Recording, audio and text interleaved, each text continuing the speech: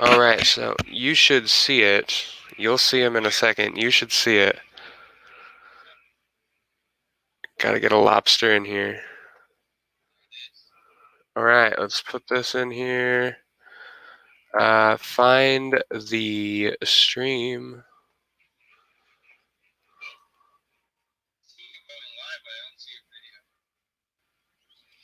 Might take a second.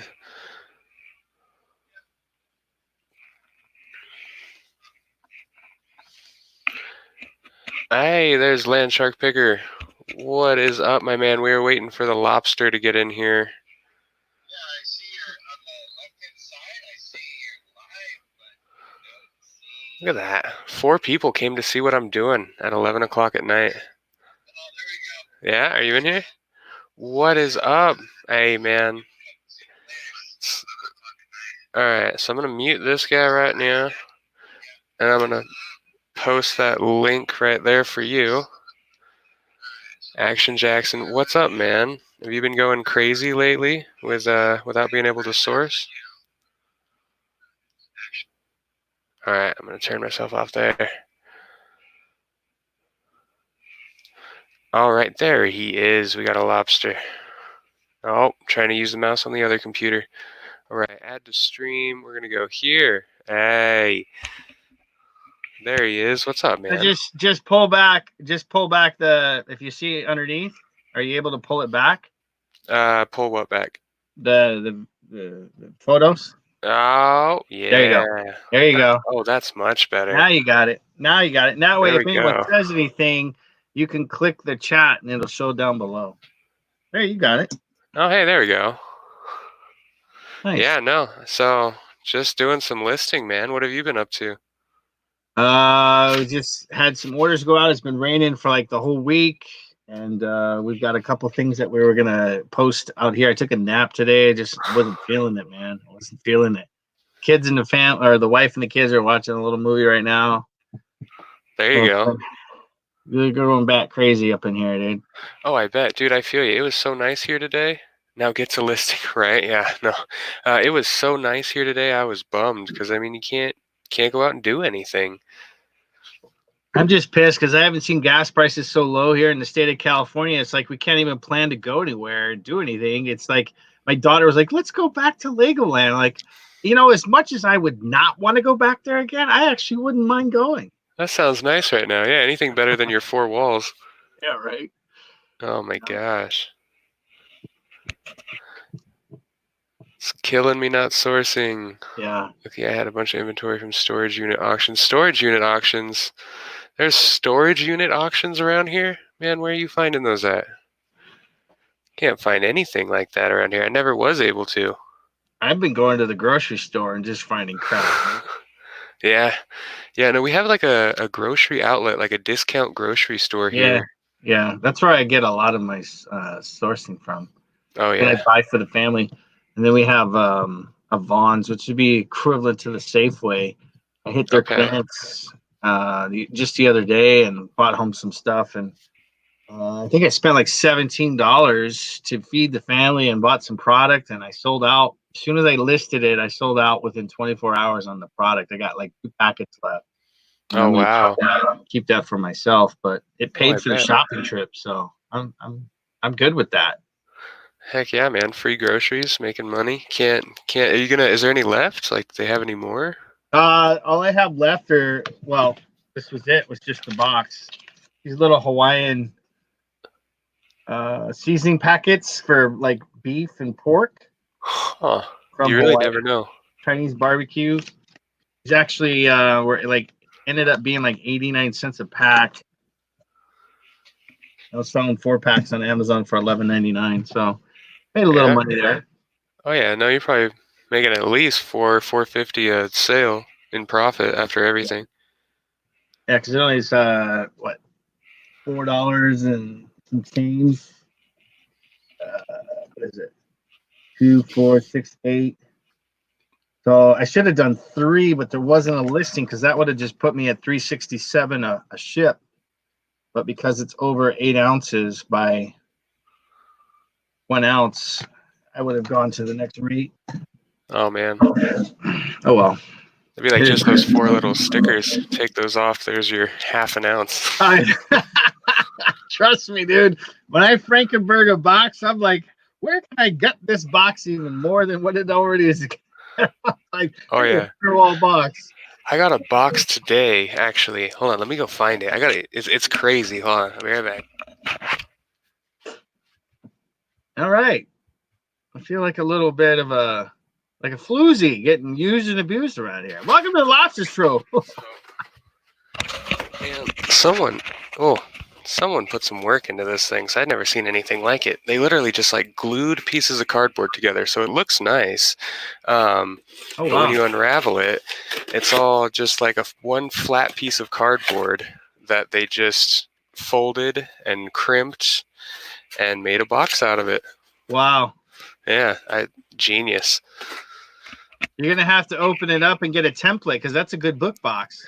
Oh yeah, well that's actually what I got in it, was a book. Yeah. I got this guy. Religions of the World. There you go. A Latter-day Saint view. So Nice. I've been finding books for, $4 or $5 on eBay, that sell for 20 plus on Amazon. Yeah, I was gonna say that's a religion book. That's a niche that I snagged. Oh yeah. I found what was it? I found a completely German Quran the other day. Oh wow. Yeah, it's like $60. I mean, it's for like a 4 million rank. Would that be an eBay item? Or can you put that on Amazon? I have it on Amazon, but it's like a 4 million, so I got a book. I think it's got like 20 million. Oh wow, that's never gonna sell. Oh, it's a what is it? No, 2005 Hawaiian guidebook. And I put it on there. I'm the only one listed on it. And I thought, you know what? I like to put stuff like that on there that I would keep. Yeah. And if someone's willing to pay the $40 for the book, I'll sell it. But the idea is not to sell it. It's just to remind me that I still have it. Like I won't. Right. Oh, yeah, $3 million. That was one of the hardest things, man. When I got started, I was like, that's really cool. I want to keep it. Well, that's really cool. Yeah. I'm really big. If this laptop wasn't weird, I could kind of go around. I have a bunch of Asian art. And one of the things that I got, that I've really, and it's kind of convenient that it's right there on the shelves. Mr. Action Jackson, you might remember this. I don't know if you were there when I got it. But I love antiques. I'm crazy about antiques. Mm-hmm. Oh, no, that's not going to work. It's like a censer pot. It's a bronze. Oh wow! Like incense pot. So they would have held it like this as they went around and like to a temple. Okay, so it's not like a Catholic thing. No, it's like a Buddhist. It's a Buddhist thing. What's that? Oh, metal? Is it dragon? Yeah, it's brass. Wow. Or not brass, it's bronze. Wow, dude. That's crazy. Yeah, only paid I think it was $8 for it and had it appraised. Yeah, I had it appraised right around $650. $650. Wow. Yeah. Wow. So is that something you're gonna keep? It's listed. It's listed for a lot higher than $650. Yeah. I have some prints from the Merry Monarch Festival from Hawaii from 2006 and 2008, and they're signed. They're not just printed signed; they're actually signed by the artist, who's now, as of this year, he retired last year. So now those prints are going to be of value. They're framed. They have the authenticity and everything. And I had them at one time. I had one of them for $9,000 because I didn't want to get rid of it. Yeah. And then someone came in. I actually called the office where the artist lives in Hilo, and I said, "Hey, is the guy still around doing it?" And that's how I learned all the information. He goes, "Yeah, he's going to retire in 2019, and he's been doing it forever." And da da da da. Yeah. And I thought, okay, at some point, this is my seller side of me thinking, it's like at some point he's going to retire. And usually, when artists pass away, I hate to say this, and I don't want to be morbid, but that's when they're famous. And that's where artwork will be really recognized. But then some guy comes on there, he goes, I'm going to tell him he's going to be honored. He was really nice about it. He's like, he sent me an eBay message. He goes, the artist is going to be really impressed by the fact that you're trying to get $10,000 from one of his prints. I'm like, it's because I don't want to sell it. It's just something that I value very much. I look at every day. It's very beautiful. And he goes, at the end of the day, it's probably only worth like $400 or $500. I said, well, thanks for telling me that. But I've got it for $700, and if it sells, it sells. If it don't, it don't. It's like I enjoy looking at it. Well, and there's always that one person that'll pay a premium. Yeah, because it is signed by the artist himself. And they did do a little write-up of it, of the story and everything. It's framed. I bought them at Goodwill for like $12.99. And even if I got $100, $200 for them, I'm still up. So that's a crazy markup. Yeah. But I was like $9,000. I was like, that's my price, dude. I'm not budging. I'm not selling it. That's the price. Yeah. No, there's so much cool stuff, so much random stuff. I have an oil painting, an original oil painting, that I actually got down at the DI. Action Jackson knows that place. I got down at the DI for, what was it, $8 or $10, and I had it listed for 3 or 4 months, and then this lady sends me a message with a picture of her and this guy and says the person who did this painting was my uncle. He passed away a few years ago. He was famous and recognized for his art. She doesn't want it because she already has so many, but it was cool. Just she sent me like this whole story of this guy's life. It's just crazy. Yeah, artwork is very I love selling artwork. That's one of the things I definitely look at when I go to garage sales and thrift stores. Is I always kind of mosey on over to the frame area. I look at the pieces. I look for particular things. Like I love certain artists, and I have old frames, the old wooden carved handout frames. Collect those. I have a thing for like Spanish art that I have like a Dali one. I have a Rivera one with the tulips and the naked lady. Kind of reminds me of my wife. So I have that in a wooden frame. I kind of piece shit together. But one of the things that I really enjoy doing is finding and discovering like hand drawings. A couple years back, I found 2 pieces of art that were inside of a frame that I got from a thrift store or from a garage sale. I paid $8 for each, and they were on watercolor paper. It was huge. It was probably like 22 by 36 print paper or whatever. And one was drawn in like a wax pencil, and it was a Western scenery with a stagecoach and horses, and it was really cool. And the other one was done in like a black ink. And I put them on eBay, and I sold them both to the same person over a period of time because she bought one and then she came back and bought the second one. Each of them sold for $140. So I mean, $280 of a $16 investment. I love it. I mean, I look for I don't look so much for prints because they're a dime a dozen. But it's that hand drawn, time spent, detailed artwork that I look for. Oh yeah, no, because I mean, there's someone out there that wants it, guaranteed. Yeah. Especially if it has a theme. If you really think about it, if you think about like your Asian art, you've got if it's vintage Asian, you've got that collector, you've got people of the culture looking for it, you've got people who are designing. There's so many different people looking for various things, dude. Yeah, and if you're the person that has it, there you go. Yeah. Action Jackson. So I was making my goals for the new way of reselling in the COVID life. You think is going to be the future? Are you going to change anything? I don't know so much change anything, more as adapt. I've been doing a lot more ordering online, a lot more wholesale ordering. Strangely enough, ordering from like Alibaba, because their factories are coming back online. And of course, it has to go through customs and everything. But if it's clean, it's clean. So I've been ordering, doing a lot of that. I've been ordering boxes and boxes of magic cards, which is what I'm listing right now.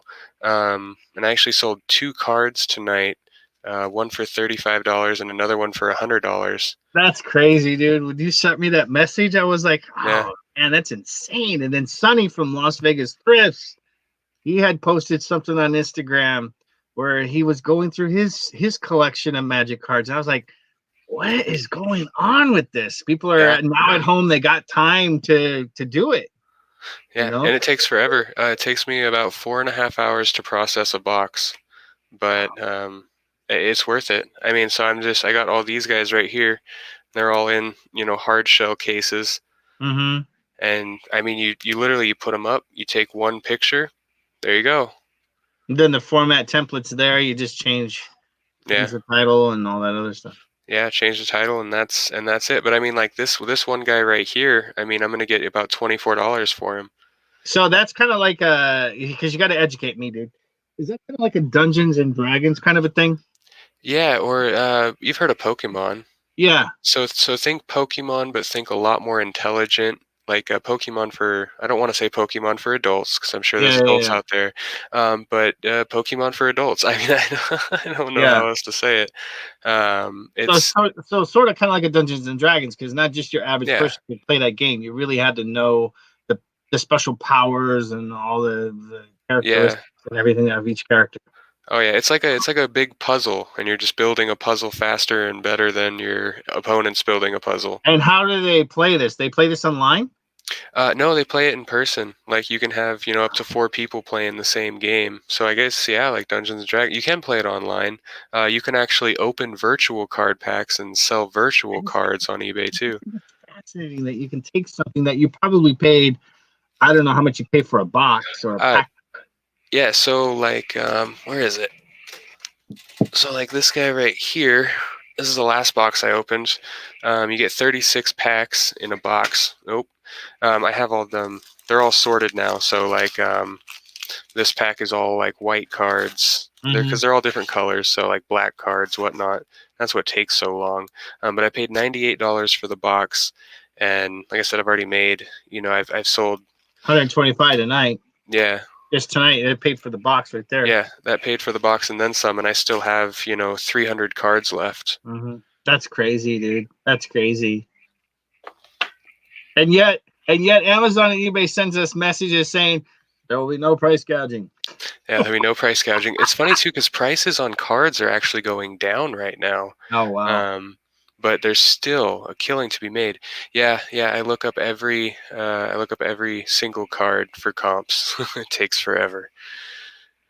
In that box there was 36 packs of 15 cards each.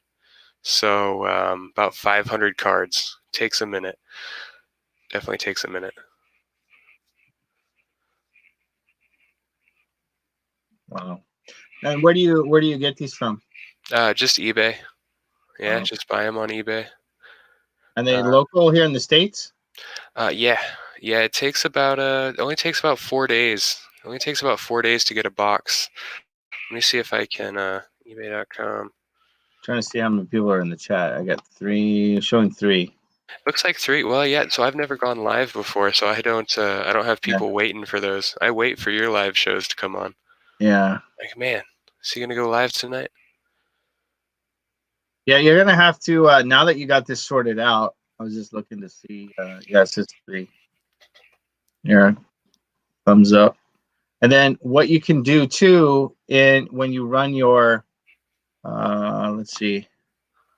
I don't know if you're able to do it. You'll have to run your YouTube stream and monetize Action Jackson over there. Make him a monitor or a moderator so he can remove trolls and things of that nature. And Landshark, if he's still in, you can do that with YouTube. So if you run your YouTube and mute it and open that up and go into the chat, you should be able to, from your end. Now it's been acting weird because the 3 little dots haven't been working properly to log into people's channels, but you see that little blue wrench? So I have to actually go to YouTube, you said? Yeah, you can open your YouTube, go to your channel, to the live stream, and Let's as see. you being the creator, you'll be able to create moderators for your channel now that you're going to be going live more.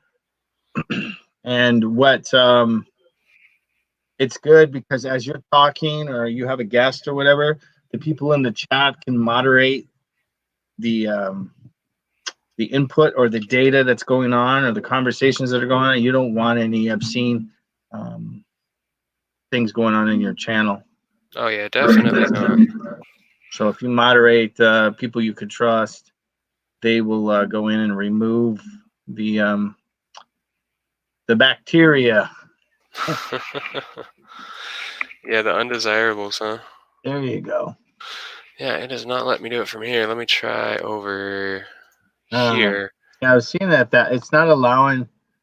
Huh. I don't know if you can do it. I don't think you can do it from StreamYard either. Action Jackson, there we are. And okay, add moderator. Yeah, there you go. And I'll turn them Alrighty. blue. Heck yeah, there we go. Yeah, and then do Landshark too if you got them in there too. I don't see. So you scroll back up the chat. Participants. Yeah, no, I think it's just good old Action Jackson here. Okay. Trying to whack some trolls. So I'm gonna try this out because I have a theory that Twitter owns everything. So I'm gonna share this. I can't say enough about Twitter. I share a listing on Twitter, and all of a sudden it's either sold or it has a ton of views. Really? That's one platform I haven't hit yet. I've been trying that Instagram just to try to get interest to sell a few items here and there, and I've sold. I sold a trailer of all things. You sold a trailer. Yeah, it was kind of like a unique trailer. It was like a 1989 Arrowway or something like that. I sold for like $600, dude. Oh wow! Just I must have hashtagged the right category or something. no, I haven't even put it out yet. Are we gaining watchers? Let's see. Yep, 5. Hey, there we go. Yeah. It always amazes me that anyone wants to come on and watch someone talk at 11 or 12 o'clock at night. Well, it's because you got people. Then it's a prime time too. It's just like you gotta moderate some people that come in. But it's prime time for the 10% of the no-gooders coming in. But the fact that people can't sleep, especially during this time, there's that high level of stress. It's the best time for resellers to work is at night or early mornings. I can see that. Like I enjoy listening to Flipping Particles in the morning because that's when I do my shipping. And then if there's anything new that's hit the street, somebody will mention it in the chat. It's informative. It's appealing to the ear. It's appeasing. It keeps you occupied. You're listening to something. And at night too, people are trying to sleep. And I don't know about you, but I need music or I need some sort of verbal communication of knowledge being shared in the airwaves. Oh yeah. Brain housing to decompress. Oh yeah, I'm right there with you. Right, so we did that. Super stoked, going live now, do more. I will. I wasn't doing anything. I was doing some listing. I always have great conversation with the Lobster over here, so I was like, hey, should go live. Yeah, I think you should do more lives. Now that you're over the 1,000, which by the way, Oh, thank you, man. Congratulations, Yeah. My friend. Congratulations. That was crazy. I remember when you first started, dude. Yeah. I was soaking down into the 20s and 30s of my subs. Wasn't really paying too much attention to where it's going with the channel. I was just doing whatever, and I'm still kind of had that mentality. I enjoy doing it. I really do. I'm not looking to get anything out of it, but I'm having fun with it. But dude, I used to watch your videos on the books. That's what got me hooked. Yeah, it's a ton of fun. A little over a year ago. Well, we started January of 2019, so it's been a minute. That's when I started, January 21st. I just like hell with it. This guy I remember your whole story. It's like, okay, you stop working, you're gonna go full time. And my favorite one, because I was looking at the same situation when you went into Sears and got all those boxes. Yeah. I was feeling your pain, bro. There's some of them. Yeah. All those boxes from Sears. And then you had them down in the basement. Yeah. Yeah. Well, that's where I'm at right now, is down in the basement. Yeah. Yeah. So did you end up selling a bunch of them, or are you just using? I see that you have them up on the shelf there, but Yeah, we sold. So we took in, gosh, 2,500, I think, and we have about 1,000 left, which we're just keeping because I mean we're gonna use them, so Yeah. might as well Yeah, keep them. yeah, yeah, yeah. So, were you shipping them out because they were already bundled together, right? You can just slap a label on it. Yeah, no, I just did them all local. To ship, I don't know how they do it, but to Mhm. ship a bundle of 20 boxes that are, I don't know, you're just Yeah. your regular like those boxes. It Right. was something like $50 just to ship it to the What? next state. And I Crazy. couldn't find anything cheaper, so I sold as many as I could local, and it was Christmas time, so we kind of lucked out. Everyone needed boxes, Mm. so got rid of 2/3 of them and kept Yeah. the rest. Yeah. Yeah. Because they're not cheap, dude. They're not cheap. Oh no, That's I why was I think in the 15, 57, what is it, maybe 15 to 17 years that I've been selling eBay, I don't think I've ever bought a box. wow, Always really? picking. Always picking. Always saying, oh, I'm going to need that one of these days. Sure enough, months down the road, it says, oh, here I am. Yeah. Yeah, I'm a pretty I'm a ghetto modifier when it comes to Frankenberg boxes, dude. See, and that's Any crazy that any you've been on brand. eBay so long. Yeah, Yeah, I no, know. I've been selling year and a half, like little over, maybe not a year and a half, year and 2, 3 months. Um, yeah, no, it's been fun. It's been a Mhm. lot of fun. I can't imagine doing it for 17 years. I can't wait to say that I've been able to do it for 17 years. I really enjoy it. I've been booted off only once for infringement when I was selling Coach purses and Duesenbergs and Louis Vuittons. I got in trouble. I sold a hat, or I didn't sell it. I listed a hat um, that had. I usually specify how it fastens, whether the hat fastens with a buckle or whether it's You said you know, Velcro. I said Velcro. Oh shit! Yeah, I that's one of the said words you can't say anymore. I think it's what is the term we're supposed to use? Static. Or well, there's a term we're supposed to use. I don't even list it. I just show a picture of it. yeah. But there's some things that we got to know when you're selling there. The Got poly bags. move them to storage. Oh, what they weren't Yeah. doing it for you? Hook and loop. So the poly bags, what What size size are poly they? bags? Yeah. Send them my way. Popular, please. Oh, yeah, what size poly bags? How many you got? I Yeah. didn't They looked pretty expensive when I was at the Kmart there, so I didn't grab any of those. Yeah, so on these I just take one picture, and then that's how I post it. Um, I don't know if you can see that there. Just one picture with the card, all white Yeah. background, Yeah. and that's You it. don't have to do anything on there's nothing on the back that they need to know or see No, on the back. it all looks the same. Oh, okay, that's the cover. Okay. Yeah. So Nice. Wow, that's amazing. yeah, no. There's Sonny. What's up, dude? What's that? I said Sonny's Hey, in the chat. Make Mr. him a Las Vegas moderator Tiff. too, Drew. Dude, I was Make just I was yeah. just doing that. Ooh, Magic the Gathering. Yeah, Magic the Gathering. Oh So yeah. Action Jackson says he's stuck with a bunch of masks that he was selling way before all this. Masks, huh? Oh yeah, I didn't even see that.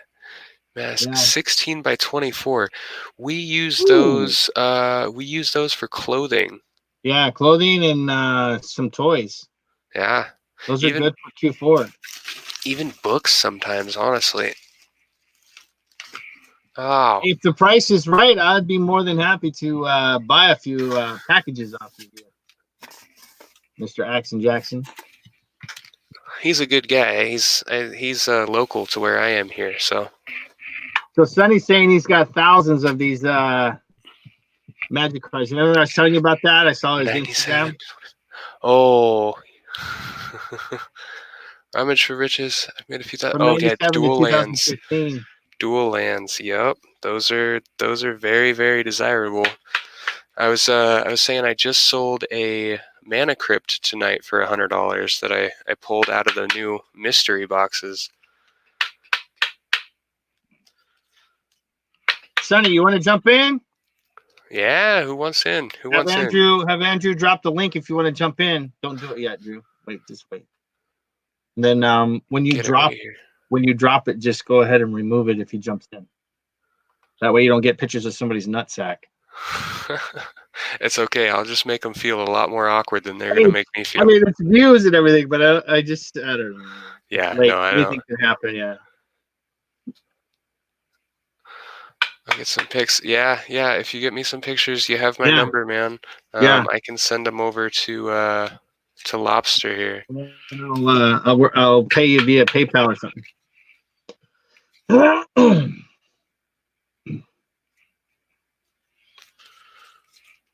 Yeah, we definitely got room for anyone that wants to hop in here.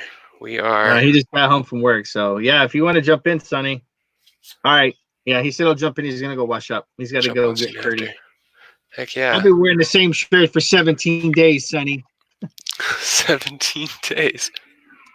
It seems like it, dude. I was looking back at some of the videos I've made, and I've been doing a lot of pre-records, and then I'll have either done a live that day and then just do some stuff that happened based upon what's going on. I try to educate as much as I can for myself based upon the needs that I need for the family. And I noticed that every video for of the week is all in the same shirt. Holy crap, I need to change it up and have different shirts on or something to make it look like, I'm doing this, but it's back-to-back videos. That's hilarious. I've done that. Reinvent the shirts. It's the same design. He just has 20 of them. Right? I mean, I have my favorite shirts, my favorite shorts that I like to wear. I think I have 4 pairs of shorts that I wear. And then I very rarely ever wear pants. And then I have a special t-shirt. I have a special collared shirt, and I kind of just I look for them. And if they're dirty, then I don't wear them. Obviously, I go search for something else.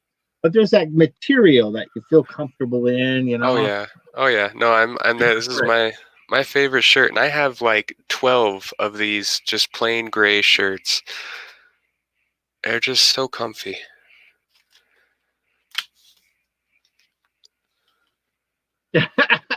I know you turn it inside out. Yeah. I wear a pair of underwear for 2 days straight. I wear it, turn it over, and then the third day I wear none, and then I start over again. I was gonna say, who wears underwear anymore? It's like a quarantine special. No Right? pants, no My underwear. wife wonders when we first got married. She's like, "Wait a minute! I see shirt, pants, socks. Where's your chonies?" I'm like, "I don't wear chonies." She goes, "But you have a drawer full." I go, "Those are for Halloween in case I run out of the mask." Shit, those would be good for right now. They'll be brand new. They'll be good for a mask. Right. Speaking of masks, man, how many masks did you get out there, Mr. Action Jackson? Yeah. And why can't you move them? I mean, I'm pretty sure as long as you don't put any words like virus or I wouldn't even try to sell them right now. If he's going to pop them. I would try and sell them on Mercari, to be Yeah, but completely honest. they're pretty strict too, because I tried to sell baby formula, which is only controlled by the FDA as Yeah. far as food products go.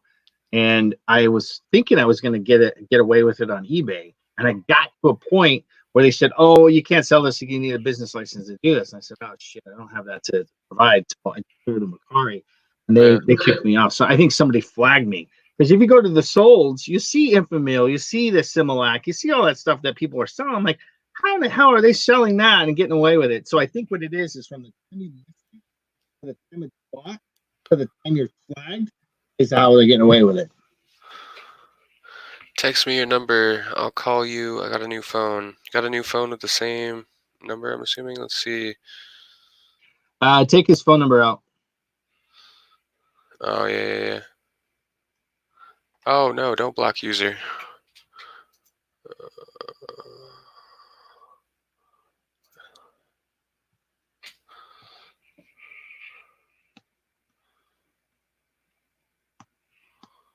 Dun, dun, dun. Well, he didn't put the area code in there, so it wouldn't have worked anyways. 74.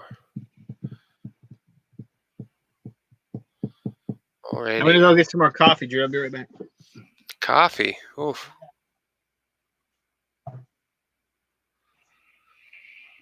So what is this about people having thousands of magic cards? You wanting to get rid of them? So I'm definitely wanting them. I'll call you. I got a new phone. Cool. I got it. I'm saving your number right now. And if you text me pictures of those poly bags, I will get them to the Lobster. Let's see. Dispense. Are you streaming from your phone? No, I'm not streaming from my phone, but I have it set on. I have my camera open, so it's gonna. If you actually try and call me, it's not gonna come through.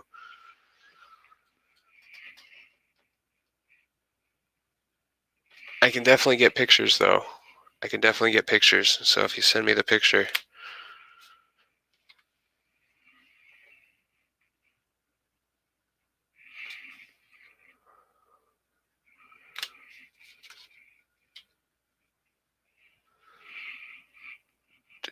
Do. And again, out there is an open invitation to any resellers watching. If you want to hop on, if you want to go live, tell your story, talk about the horrors of reselling. There is always an open invitation. As we are just sitting here and listing, talking to the Lobster, and drinking some IPA. Because you always got to have that, right? Let's see, what is this? Do.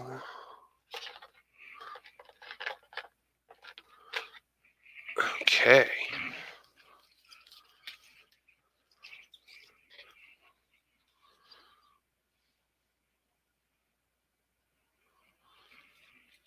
Do. This man drinking coffee. Here it is, 11 o'clock at night. Oof, he is brave. Brave, brave, brave.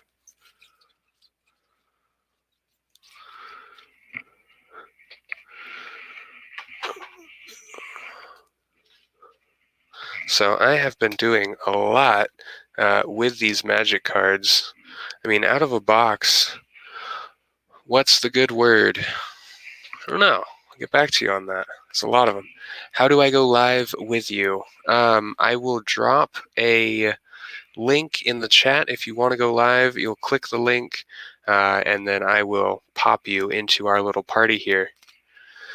I guess the good word is money. We're up late, and I guess we wouldn't really be up this late if it wasn't for money. Money and health. Health is always a good word. How are you doing tonight, Mr. Krillin 876? Hopefully good. Hopefully good. There he is. Oh, Grillin's up in there. What's up, Grill?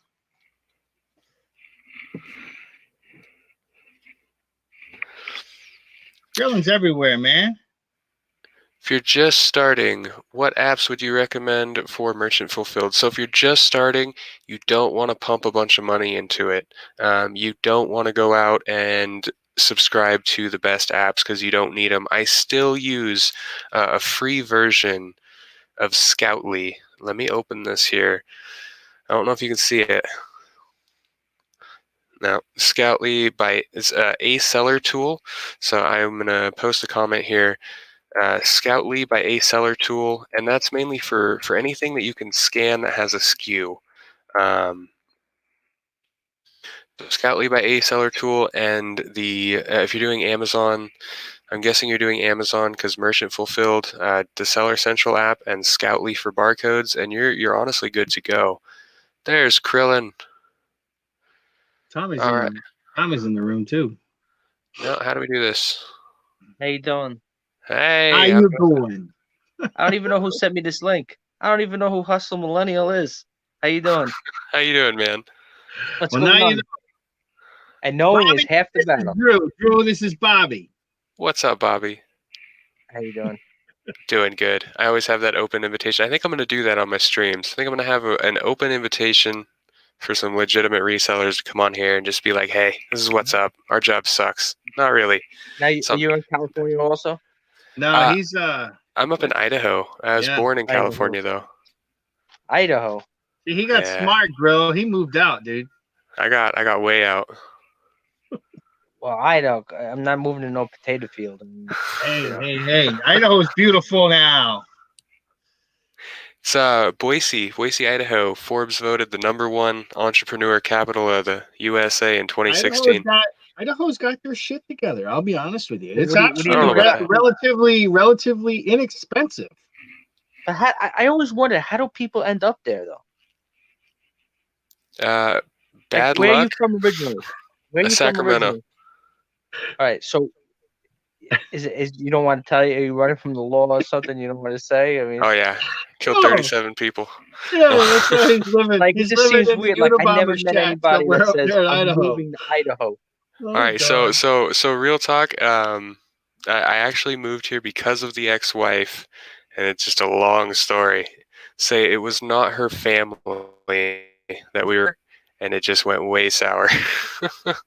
That was a Wait, few because years wasn't ago, there though. another reseller that was on? He moved to Iowa because of his girlfriend or wife's family or something. Come on, Lobster, help me out here. I'm thinking. I Tommy, don't know. I don't know that is, story. is Tommy in the chat or what? Let's see. Tommy's in the chat. Tommy will know. Tommy knows it. Yeah, ask him. Who is it? Wasn't there a guy? Ask if Tommy's listening. That moved to Iowa, not Idaho. Okay, I don't know. So wait, but you're in Boise, the city. I'm actually in Twin Falls, so about an hour and a half north. Or yeah, So I mean, what's it like up there? it's small. It's small. It's gosh, I don't know. How do you describe a place? It's small. Everyone's a little bit probably too friendly. It's kind of a weird thing coming from California, because in California, if you're walking down the street and someone random like smiles at you and waves at you, you're kind of like, well, what the hell is this guy doing? Yeah. you know? But you're from Um, Sacramento. You were from Sacramento, the city limits, or outside of Sacramento? no, inside of Sacramento, like Rancho Cordova. Okay. Rancho Cordova for a little bit, and then Citrus Heights. And And you then just when I wanted. You said, "I'm sorry, I didn't. I forgot this." So you said it's not. You said not for a girlfriend or wife or something. You said yeah, no, so it was actually the ex-wife that wanted to move us here. okay. And then yeah, but that was 5 years ago. So So then you got divorced. You say yeah, oh yeah, she so, was and crazy. you and now you have children. I'm assuming. No children. So then why don't you move back to California? Um, Why? It's cheaper where he's at. yeah, I mean, Well, I I know it's bought, cheaper, but I've already bought a house here, Yeah. established a business here, He's so getting the same prices for his products as I'm getting down here, and he's living a little higher on the hog.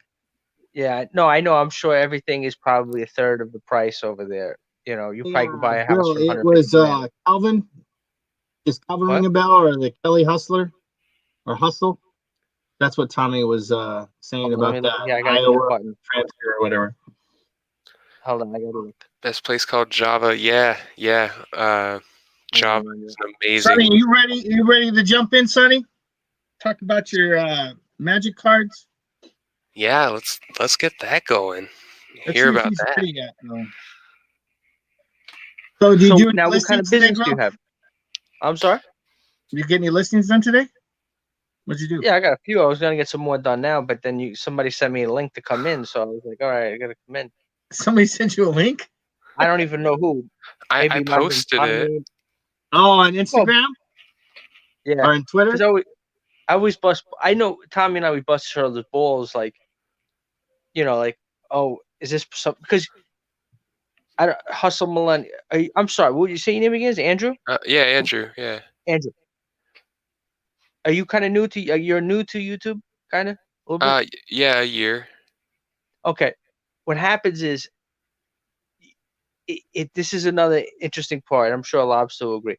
Like, people really don't get updates. So what a lot of people do now, you tell people, your followers, say, follow me on Instagram, Oh yeah. and people will get their Instagram updates, and then say, oh, I'm going live tonight at whatever time. Because if you just go live, a lot of people, they don't know, because it doesn't for whatever reason they don't get notifications. And even when you hit refresh, like subscriptions, it used to be Yeah. like all your lives came up at the top, and either way, it's complicated. So It's kind of like if people that are usually there are not there, it's not because they hate you. It's because they're just not getting. So we now, if somebody goes live, we just people like Tommy or whoever it is, we Yeah, text. it was Tommy message, that sent you the link. yeah, we message each other to say like, oh, by the way, this guy is live or the other guy is live, That because makes otherwise, sense. then because you to rely on YouTube, forget it. Yeah, lately it's been a little weird. Yeah, that's funny. Yeah, you brought everyone over here with you, Lobster. Like I'm saying, that's why I said we should go live on your channel. You got the people that Yeah, but see, I'm not worried about monetization. I can't even talk. I'm not even worried about the money, dude. Oh, me neither. I'm not even gonna put Yeah. ads on I my don't even stuff. care. I don't even care. Now, I'm all what do you about just sell? hanging out and A little bit of everything. Anything I can branch into, mainly books.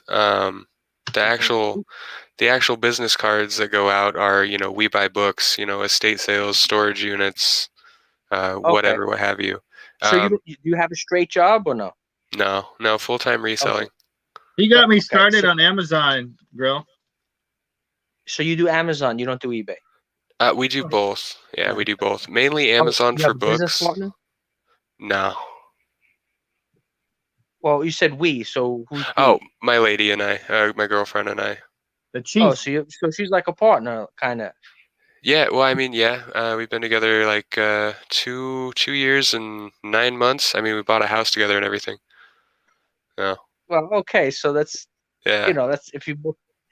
But yeah. So you say we make it, you made it seem like now she's native to she's an Idahoan. yeah. Yeah, born and raised here. So is her family in the potato business or no? No, Well, no. I don't know. What else? So, What else do so people? are you? So you being from Jersey and all, so I'm are not from you? Are New you Jersey. okay? I'm from Long Island. Okay. Long Island. So is everyone in the mafia over there in Long Island? No, nobody's in the Dead mafia bodies here. in your What are you talking about? backyard. Why You are you know. saying the mafia? Who's in the mafia? I'm Everybody's not in in the the mafia. mafia over there. I don't know what he's talking about. Yeah, no. So This guy. I don't know a single potato farmer, and I haven't seen a single potato farm around me. How could that be?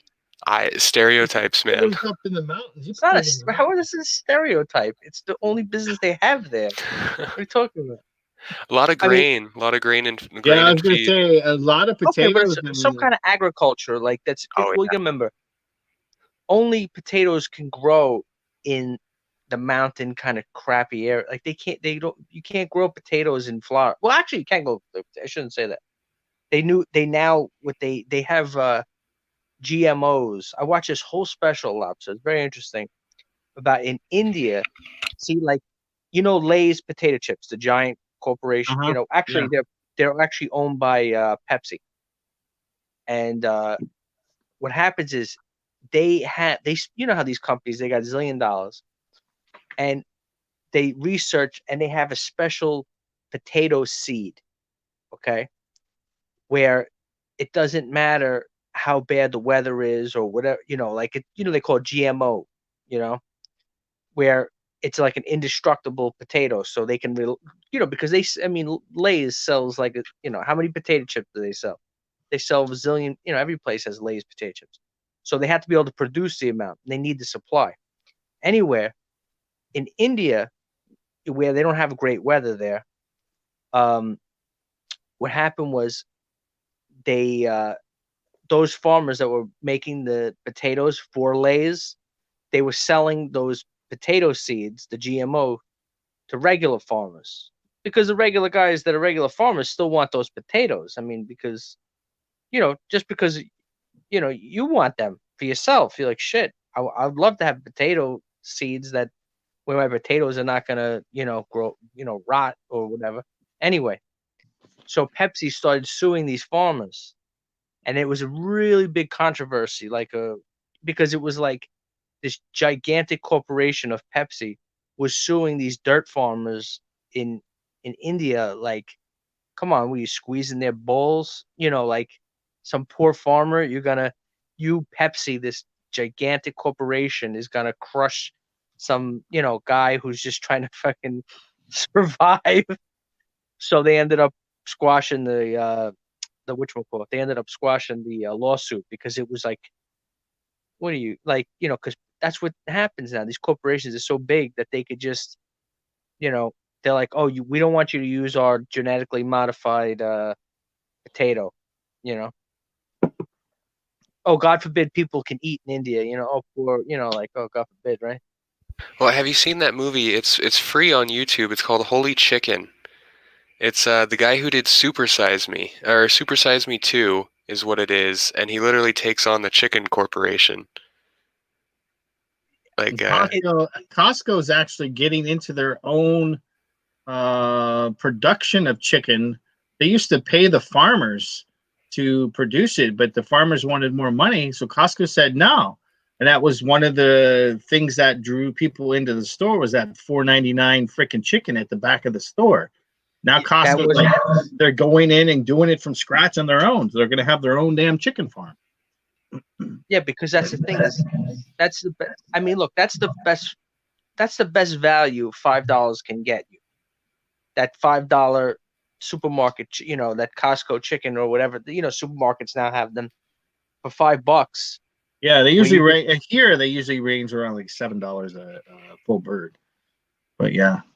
Yeah, but but look, I mean, look, we're gavones, we're big guys, but two normal sized people who don't weigh 250, two regular people can eat off of that chicken. You know what I mean? Dude, I can take that chicken and feed my family for about 3 meals. That's even what I'm boil saying. the carcass and get soup broth out of it.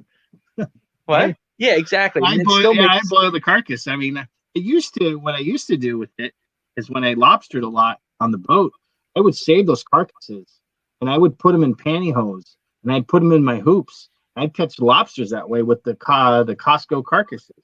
Wow, that's a good idea. You know what I was thinking? Do you know? I mean, you really went out there looking for lobster. I mean, how far did you go out? I didn't. You only have to be in like 25 to 45 feet of water. He said you really went into the ocean looking for lobsters. Yeah, they weren't in the forest. That's what he said he did. Yeah. Now, did you ever? I mean, are you a because you said you were you in the Navy or the Army? I could have. No, I was in the Marine Corps, but I would privately go out in my boat and comply with the law and get with the traps. My tails, yeah, with the traps. But now, I mean, you didn't have the balls. I mean, that takes a lot of balls. You ever think about that? Well, that deadly catch. Yeah. Oh no, that's a whole nother game, dog. I ain't messing with that. That's what I'm saying. Not that you don't have balls, but to do that, you have to have balls of steel. You got to have desperate need for money. You got to be a little off. I'm a little off. I'm more than off, but that to me, that's some dangerous shit right there. I mean, I got enough sense to know that I'm not going to go out in the middle of the freaking ocean where there's freaking cold weather and the possibility of getting kicked off the boat and have like 3 to 4 minutes of survival and die from hypothermia. There's no way. I'm good. Yeah. I'll stay here. Because what I was saying, now, did you watch those programs pretty much? Oh, or not? Religiously. Okay, now let me ask you: do you remember one called Wicked Tuna?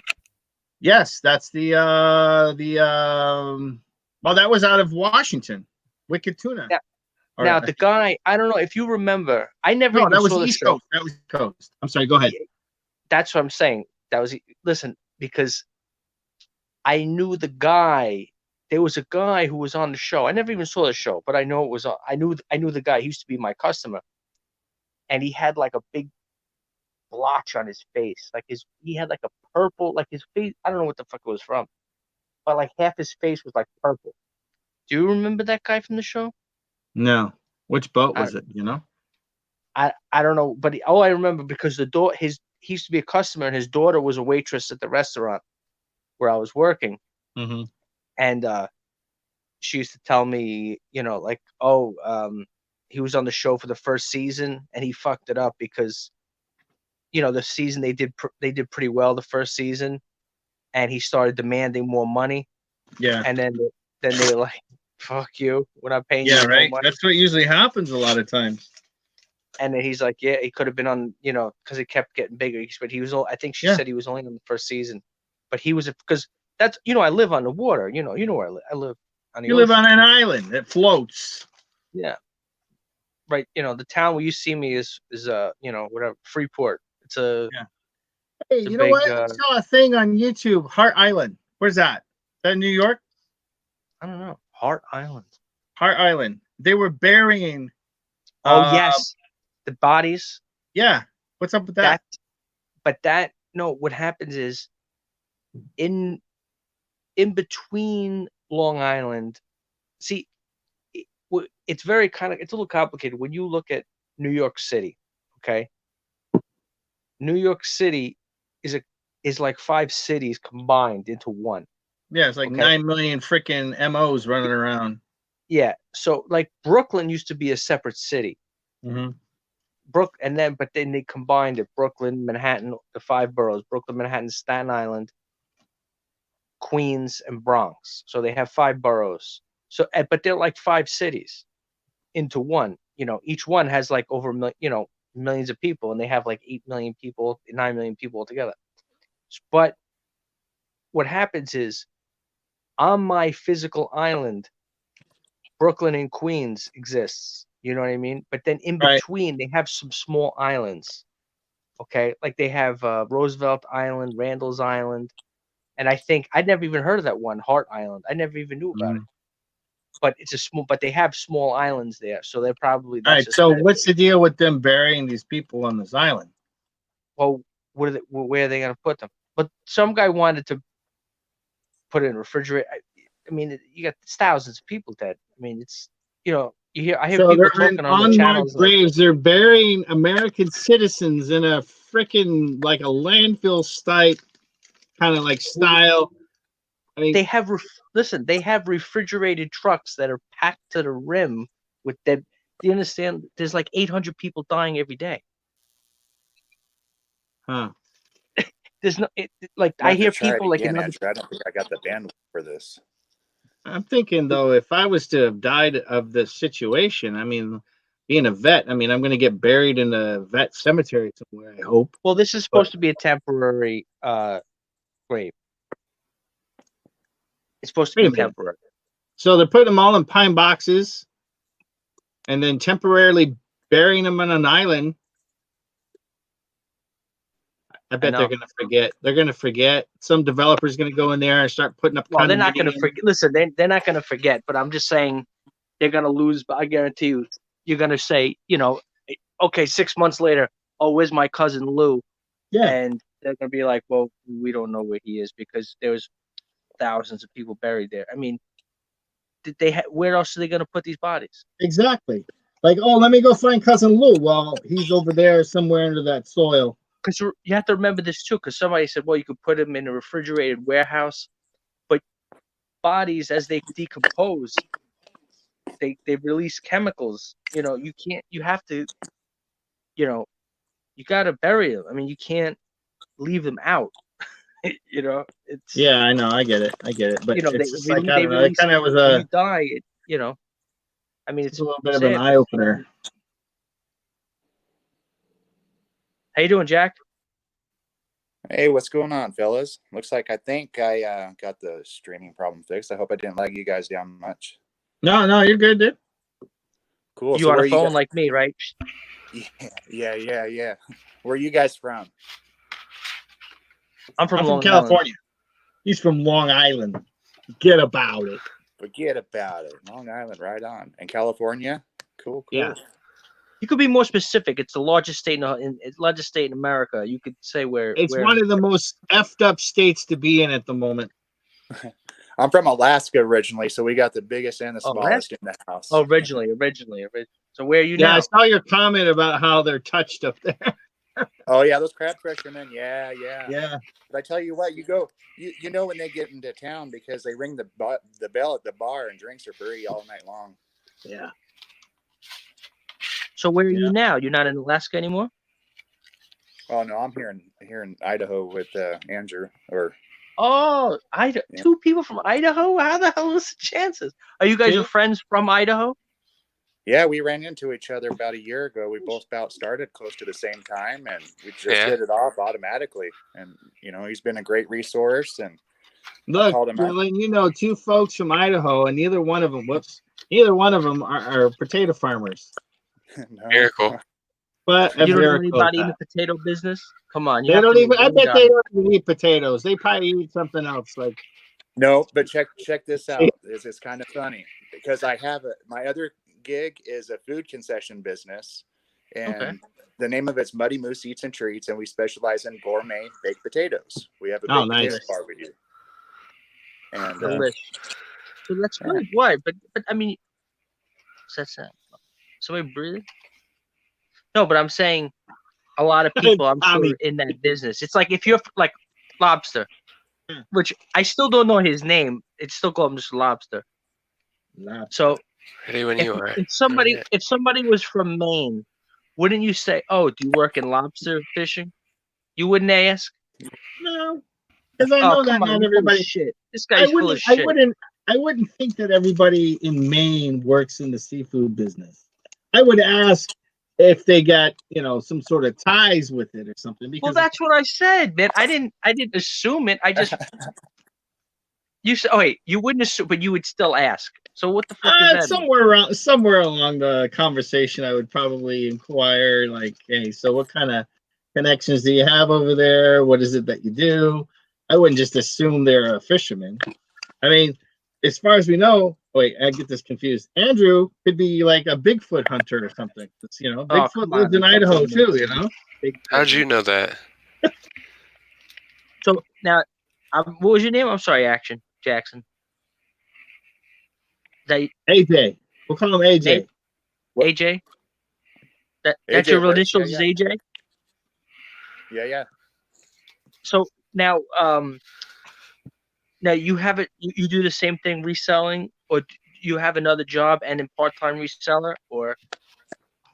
No, full-time reseller. This has been.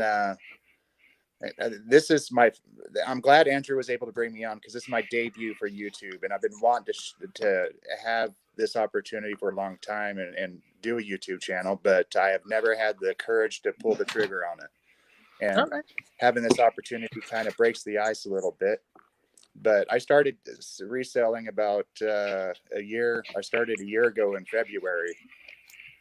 Kind of out of desperation because my food business kind of declined, and I decided working for the man wasn't my thing. I was a fireman before that, and a security engineer before that, and I just got fed up. Corporate America sucked, so I wanted to experiment to see if I could really do it. And so you don't. So you said you still are in that food business, or no more at all? No, I still run it. Yeah. eBay got me all my equipment I needed. eBay changed my life, man. I don't care who you are. Everyone runs to these cash advance places and shit like that. And you got an endless amount of it. eBay's an ATM machine. And if you just get off your ass and do it, you can change your life. And that's what my channel is going to be about. Matter of fact, one thing I'm going to really do during this new thing is I want to start an eBay channel and start flipping things and immediately flip that profit into the stock market right now and invest it into a simple Robinhood app. Anybody can do a Robinhood app. Yeah. And see how much that profit actually will get you in 2-3 months. Mm-hmm. Now, also, do you know that other guy? I think his name is Rod. He's from Idaho. You know that other guy? No. Try it again, brother. You broke up. That there's a guy. I think his Lobster. What's his name? Rod. He has an auction business. But I think he's in North. He says he's in North Idaho, and I used to break his balls like this. I'm like, what? There's a difference? It's scavenger guy. No, he's not a scavenger guy. I think he's got an ice cream truck too, or something like that. Yeah, it doesn't ring a bell, bro. But he's from North Idaho. I says, man, what do you want to live in the North Pole over there? There's some nice hunting in North Idaho. Yeah. Like big game? You mean like that? No, like mainly just well, yeah, but mainly deer. Lots of deer. Well, they got deer everywhere, though. No cows. Yeah, it's just beautiful up there. Lobster, would you say cows? No, I didn't say cows. I was thinking elk. Elk. Oh, they said cows. I says, what the hell? Who's going cow hunting? Well, I mean, you'd call a big one a cow. I mean, but that's a term for deer. Isn't that for a female? You're asking the wrong guy, man. You got No. guys here from Idaho, and you're asking me about what they call I gotta animals. say, Twin Falls, Hey, Idaho is grilling- amazing. Grilling can actually talk about how to put dead bodies in closets and I don't know what you're talking about. I never broke a law in my life. He's like, there you go. I don't know what to say. What's going on, Sonny? How are you, buddy? What's up, gents? I just gotta stand up for Twin Falls, Amish country. Very polite people. People don't cut you From off where? on the road, and coffee is amazing there at Java. Oh, in Idaho, yeah. Twin They got a Falls. big Amish community there, don't they? Yeah, Oh yeah. Wait, now, Sonny, where are you from? I'm from all over Krillin. No, but I thought you said you're from. I met you before. I thought you were from California. No, I'm Wait, let me originally from guess. Texas. Krillin. I'm originally from Texas, but I traveled all over because of the military. And the only reason I've been to Twin Falls because my brother-in-law, sister-in-law, nieces, and nephews are there Now, where is Twin Falls? in Idaho. Wait, you're in Idaho now too? No, I'm in Las Vegas. This is great. Grillin's getting You're a confusing the story shit out of me. No, I'm not. Yeah, but you lived in Idaho. You You're said. confusing yourself. No, I visit there. in Twin Oh, you Falls. visit there. Brother-in-law's there. Yeah. Man, how long does that take for you to get to friggin' Idaho? Shit, It's supposed seems to like be it would take. 9 hours, but I get there in 6. What do you got? A motorcycle? I got a heavy foot. Jet engine? Yeah, I got a speeding Race ticket car? the last time. What How do state? I mean, there's a road that goes from. I couldn't Yes, imagine.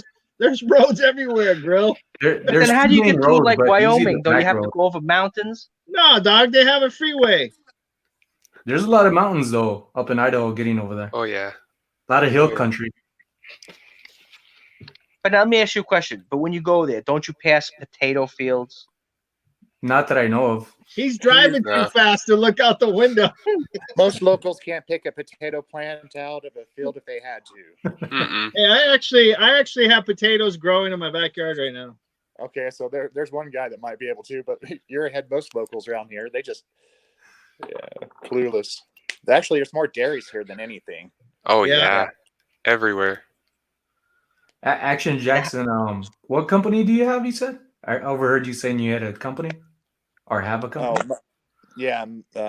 Muddy Moose Eats and Treats. It's a food vending company, kind of farm to table type of food truck. That's cool. Yeah, it's been a lot of fun.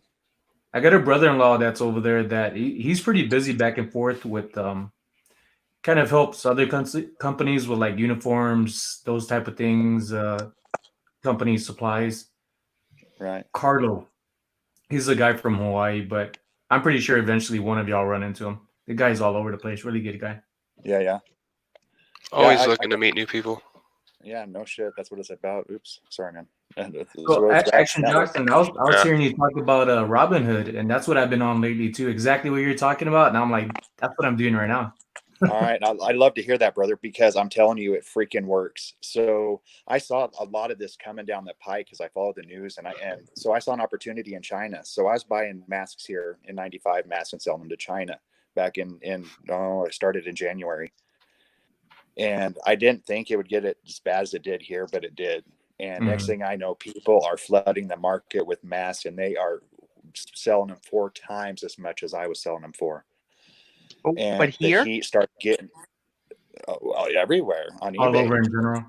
No, but you said you had them here and then you sold to China. Obviously, like you said, Yeah, he have no bought him. idea. He bought him from China, Grill, not from. and he bought him from. I was No. buying them. I was buying them locally or wherever I could get them back in January and selling over in them China. there. Yeah. That Lobster, you got it backwards. Like I said, for He China. was selling them to China. Yeah. Yes. Oh, okay. I misunderstood. I'm sorry. Yeah. This is. I'm sorry, I before- don't mean to break balls. I just want to make No, sure. It's no, clear. no. I misunderstood. Thanks, Grill. Yeah, so this is before it even blew up here. So I was like, man, I'm helping folks out, and I had a supplier here in the United States that was giving me a good deal. And it wasn't, oh man, middle of February when all hell started breaking loose. and I quit. I was like, I'm done. And about a week later, Amazon pulled them first. And then eBay sent out a cease and desist letter. And at that time, a box of the masks that I was selling for $50 at the highest was going for $200. Wow. Oh, I seen they have one from Milwaukee. Did you ever see the Milwaukee mask? I swear to God, they had one. Do you know which one I'm talking about, son? You know, the Milwaukee. They have one made, like, I don't know what kind of mask it is, but it's one made by Milwaukee, and it literally, maybe it's for asbestos removal or something. Who the hell knows? Yeah, I know which one you're talking about. It's like it's right. It's a carbon. It's construction mask. In 95. Did you see the price on that? I seen one. I almost, like, literally the case was like $1,000. Yeah.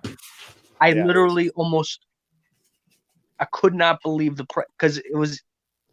So now, but you don't have anything left, though, do you? You have anything? Listen, I'm gonna tell you something. We don't look. Let me tell you something. Krillin wants a YouTuber discount. What? No. Yeah. No, I'm not looking for no. Listen, I'm not looking for no discounts. And you have to understand something too. And there's not that many people here watching. I know this is Andrew's channel, but right. There's nobody. We here as resellers know that you bought stuff to make some money. All right. And that's the point. You don't have to worry if you sold to. And I know you said you're new here. People here, if you sold a few to other people that are in the community, they know you have to make money. You know what I mean? So don't feel bad if somebody's saying, look, you have a couple of masks, I'll pay whatever, $20 for whatever it is, because obviously the platforms, you can't put them on the platforms. Oh gosh, no. And that's where it's helped out, is because I was able to donate a ton of them, because I got stuck with about 750 of them is what I got stuck with. Well, there's no stuff. There's no stuff. I was about to say, I didn't get stuck with them. It was kind of devastating, because I spent a lot of money on that one, because at that time I was because everyone else's prices were go up. So I was paying $50 a box at the end. But I stopped, well before the heat started coming down, and I was watching people freaking go to jail over this. And I was like, my gosh, I thought we were a capitalist country, and it really kind of got my ass. Some of the letters that I got was pretty messed up, man. And I didn't. This is from where? From which platform? Oh, and eBay. And this is another thing too, is before all this started, I set up a store specifically for safety, industrial supply, and survival called Chicken Littles. And I had my stuff on there under that before the coronavirus even freaking happened. And I was just at the right place at the right time, and boom. And so anyway, when things started, everyone was like, hey, thank you so much for having lower prices. It was a good publicity stunt for my store, but it started there was some haters out there too, and it wasn't worth it to me, and I bailed. I was like, there's other things. I'm just telling you that the people since we're all resellers, everybody here, nobody is going to try to, they know that you paid up for this stuff, and that there's time involved. You know what I mean? Right. Oh, I hope so. So if somebody asks you, don't feel like, oh shit, am I gonna get reported to the fucking? Nobody's gonna report you in this community. This is a tight knit community. People don't. Yeah, I've been on YouTube for a while with other resellers. I never heard of anybody ever trying to, fuck somebody or whatever it is. Nah. I mean, I'm sure it happens, but I was about to say the auction professor. Holy cow, man! I had to stop watching him. He was always bitching about somebody getting harassed. Yeah, I mean, there's people that bust each other's balls, and there's people that. I mean, when I talk about report people, they're just talking about reporting to YouTube or something like that, not like the authorities, not like I got the you. state attorney general. But it is kind of messed up too, is that there were state attorney generals that would come in, and I heard they were confiscating masks and doing stuff like that. And the suppliers, 3M suppliers, were jacking up prices. So I'm like, how is that like you said, it's supposed to be a capitalist country. How, if the suppliers are jacking up the prices, that's Right. okay for them to do it. But if another guy has it and he jacks up the price, then that's bad. And that's my whole bitch about it, honestly, is because, like I said, I had that store specifically designed for safety and survival and industrial supply. I mean, that was my niche. After a year, I picked a niche, and now my niche is crushed because I can't sell any of that shit for a profit now. And that's Yeah. So another what thing else do you too. have? Well, I mean, so you have masks. Did you have other medical stuff or? Oh, yeah, I was a firefighter and safety director before, and then I did other things in the past. So that was just kind of like my thing. And I found outlets to get, gloves and masks and face shields and hard hats and glow sticks and cones, all that cool stuff, MREs, and like I said, that industry shot done. Anybody, unless you're a big boy like 3M or one of these other companies, you can't make no money on that shit now. Yeah, no, it's messed up. So, and that's like you said, thing. there's probably What's next? You guys were talking about food earlier. Who's to say you can't?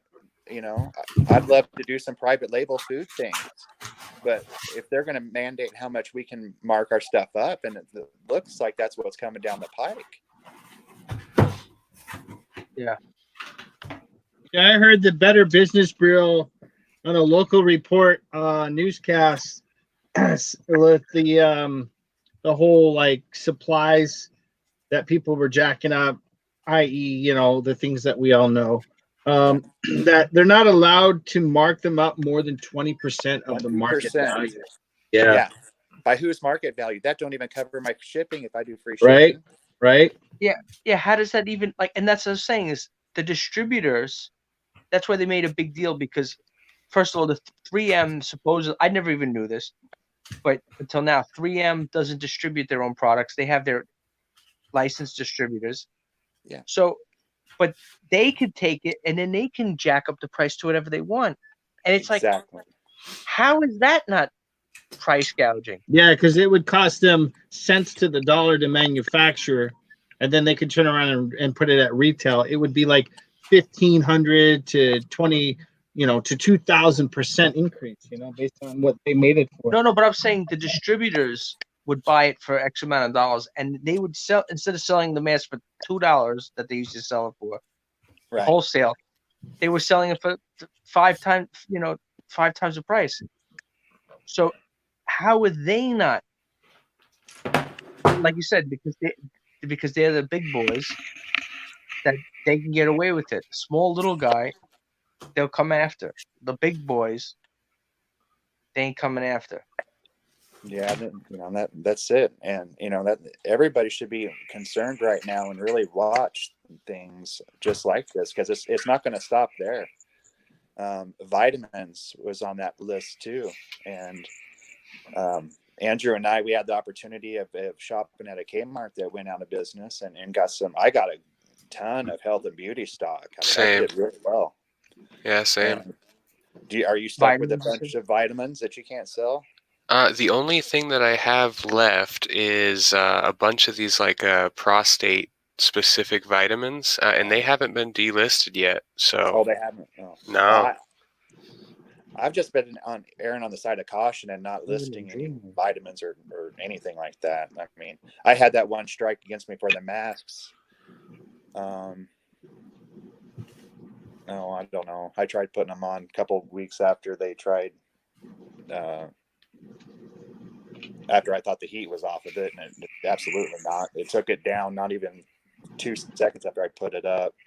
And then I got a strike on that Velcro thing. So whoever brought that up earlier is the only one.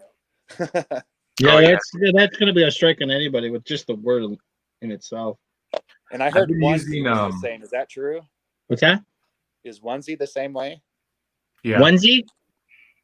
Yeah, I don't know. I'm not sure. I'm not familiar with that. Maybe somebody else would know. Grilling sells clothes. It's like a one piece. I've heard that before.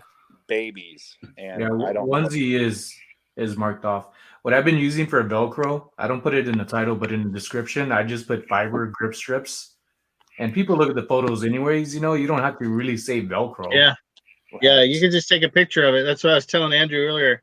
Yeah. Take a picture of it and leave it at that.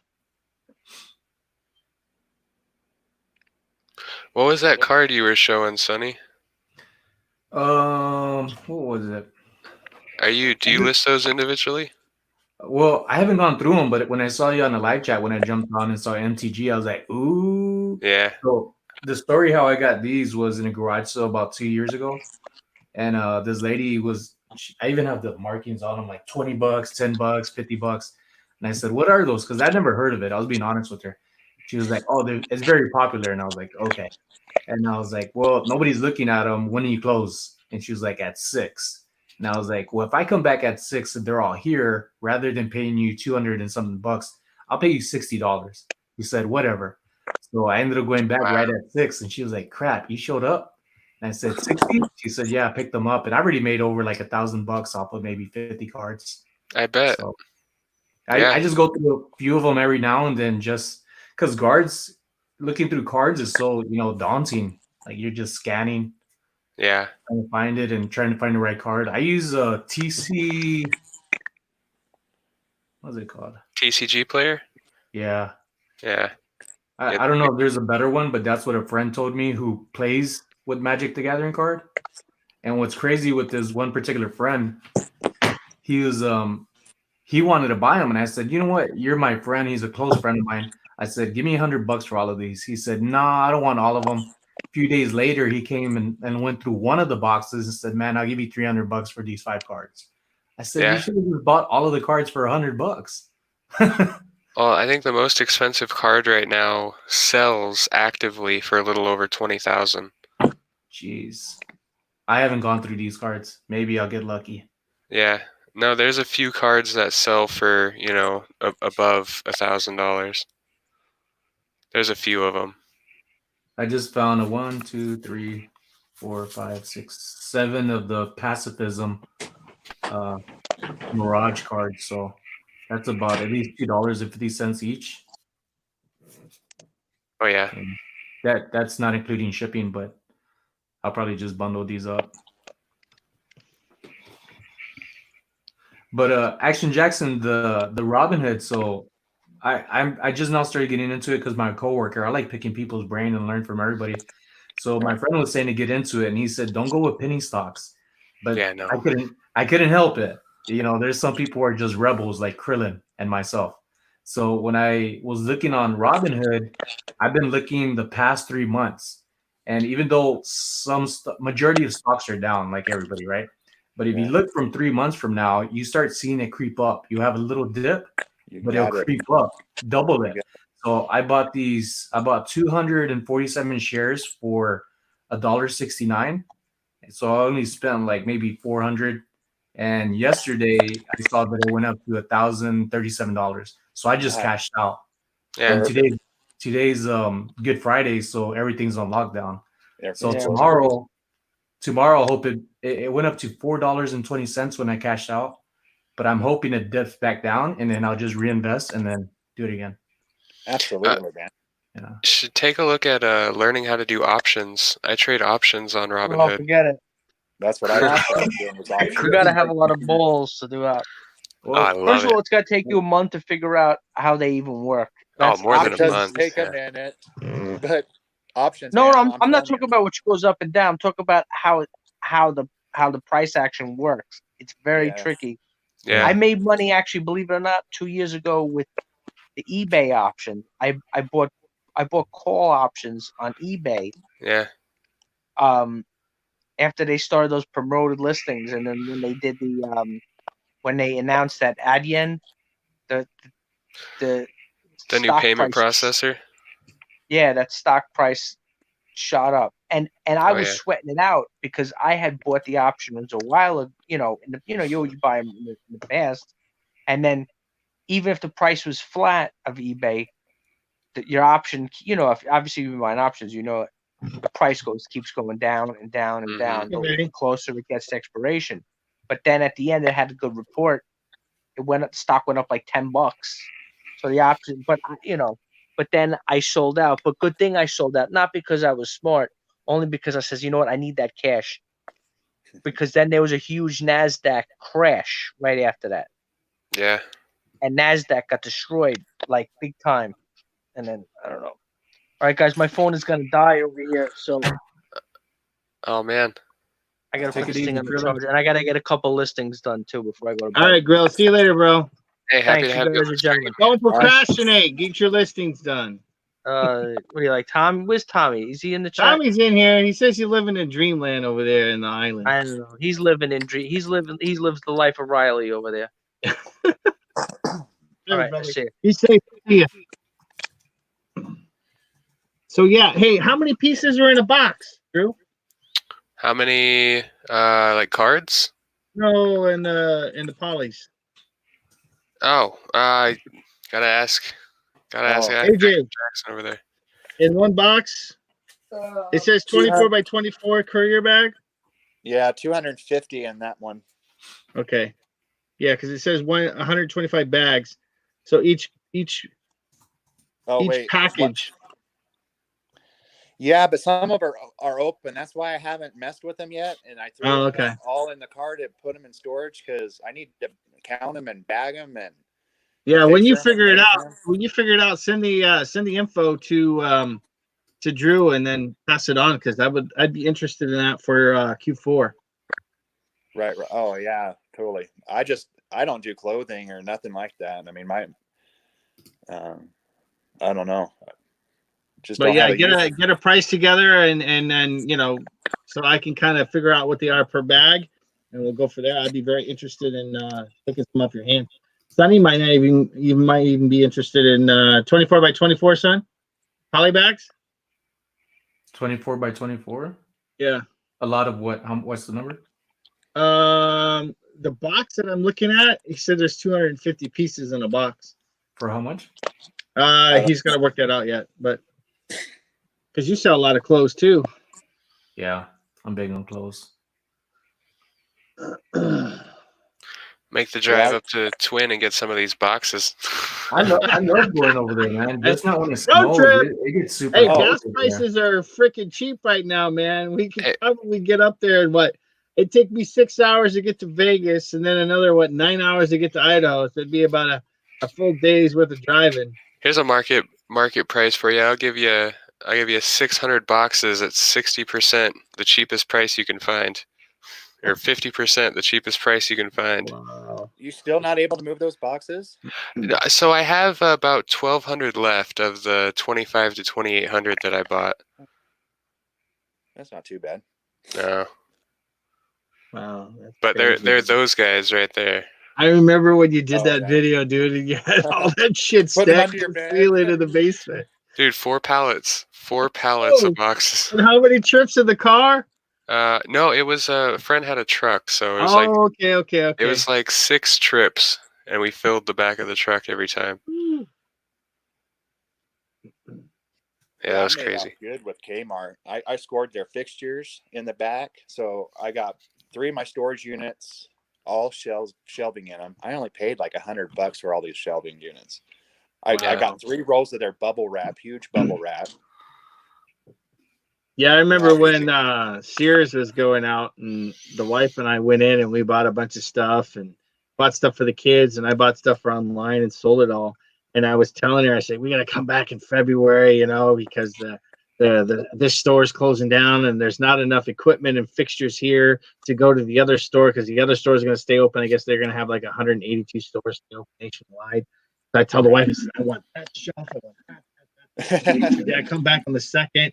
We never made it back, dude. I was so pissed. We had other stuff going on. But yeah, I could have totally scored on a lot of that shelving. Hey, Sonny, you want to sell a bulk unit of Magic cards? What do you got left? I could probably fill out this inside a medium flat rate box. Is that a medium flat rate? Okay, so you don't have a ton left then. No, I mean I know I have some in the garage, but what I have right here next to me, I think fill it in. Have Hey, any of you Rummage guys for tried? Riches wants to know your size of boxes that you're selling. What size of boxes do I have left? They are, oh gosh, what are they? 13.5 by 10 by 5. So 5 inches deep. Let me grab one. And what are those of cards? Oh no, they're not all cards. They're random things.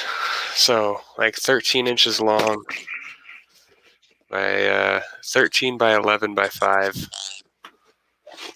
So they're like a little bit bigger than a shoe box.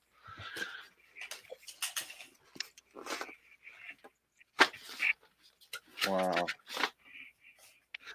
I thought those would have sold really well. They did. We made 3 times our money back already. And that's why I'm just trying to get rid of them now or keep them. I'm perfectly fine keeping them. 2016. But I figured if someone needs boxes, I definitely have them. Oh, nice. So yeah, AJ, if you send over the information too about those masks to Drew, or you can hit me up on Instagram, hashtag Book Lobster, and I'll be interested just for my family. I'd be interested in a small amount to pay you for, obviously, or maybe however you want to sell them. Because right now, my wife's pregnant and she's paranoid as a mother right now. I don't blame her, man. I mean, it's something Yeah. to be concerned about for sure. Yeah. And, So you know. I'm kind of a prepper, so I have masks, and I went to Sherman-Williams and I bought the respirator charcoal filter kind. I'm definitely wanting to use those as a last resort, but I have a lot of medical ones that we're using, and Right. we're going through them daily because we got to wear masks now. They don't allow us out of the house. You got to have a mask when you go to the store, and a lot of rules have changed. So when you send that information over to Drew, just tell me what it is, and we'll go from there. Yeah, I'll see what I can do to help you out there, man. That's awful. Luckily we're not down to that quite yet. Andrew, I don't know if you could agree, but man, this did you see the news today? The numbers? Oh my gosh. So I think every Blaine County's got it. I take the unpopular opinion on it. I don't know. I don't know. Yeah, that's all I'm gonna say. I don't know. I take the unpopular opinion. I'm honestly not worried about it. I'm just not. The fact that we have basically a 1% death rate, and the fact that the WHO and the CDC, when this all started, told hospitals that if they believed someone or claimed someone to have the coronavirus, even if they were asymptomatic, so showed no symptoms, they could label anyone a coronavirus death if they died in the hospital while the coronavirus was a thing. So we have a 1% death rate, and who knows how many of those are, someone that had cancer, passed away, but because the coronavirus is going on, they're allowed to attribute it to that. We had H2N3 in 2017. That was a global pandemic. Yeah. It killed 40,000 people, and Yeah, nobody a even lot. knows about it. Right. Nobody knows really, about it. So it's just weird. It's weird, and that's not to put down anyone that gets it or anyone that died. Of course, but it's, like I said, my unpopular opinion. Yeah, this town has too many old people, though. I mean, I'm surprised. It just, I don't know. Like I said, I was a trained fireman. I went to college to be a firefighter medic. I was a fireman during the 2003 SARS, and that shit was scary. We didn't know if we wanted to go to work. I thank goodness, man. I'm a dad now and everything else. I don't know what I would do. These guys are in a tough spot for sure. Oh yeah. But well, that's what I did was when I started hearing we had cases here in town, I went down and donated all of them and saved some for my family and friends, and that's it. I mean, because there's people out there that need them, and I'm all about making a buck and everything else. But I tell you what, and when it comes to this, if it keeps people from, getting sick or whatever, I'm on board for it.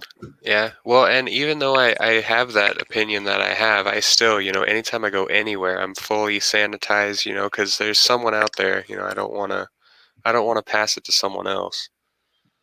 Yeah, my whole thing about it is we just don't know yet. It's so new Mhm. that remember when masks didn't work, and Yeah. what a bunch of crap that was. They're just feeding us propaganda, and we got to make our own discernment and do our own due diligence. You know what I'm saying? Yeah. That's with anything.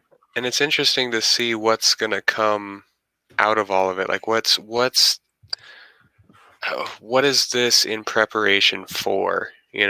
Is this just a test run to see how well they can lock people down? How people react when they're locked down? It's just, you never know. It's definitely going to go into the history books. Oh yeah. Oh yeah, this is historical. Well, absolutely, and it's going to change exactly on how. And this is the biggest thing is us as resellers, we can absolutely capitalize on this market. One thing I told anybody that I knew, hey, I want your bread maker.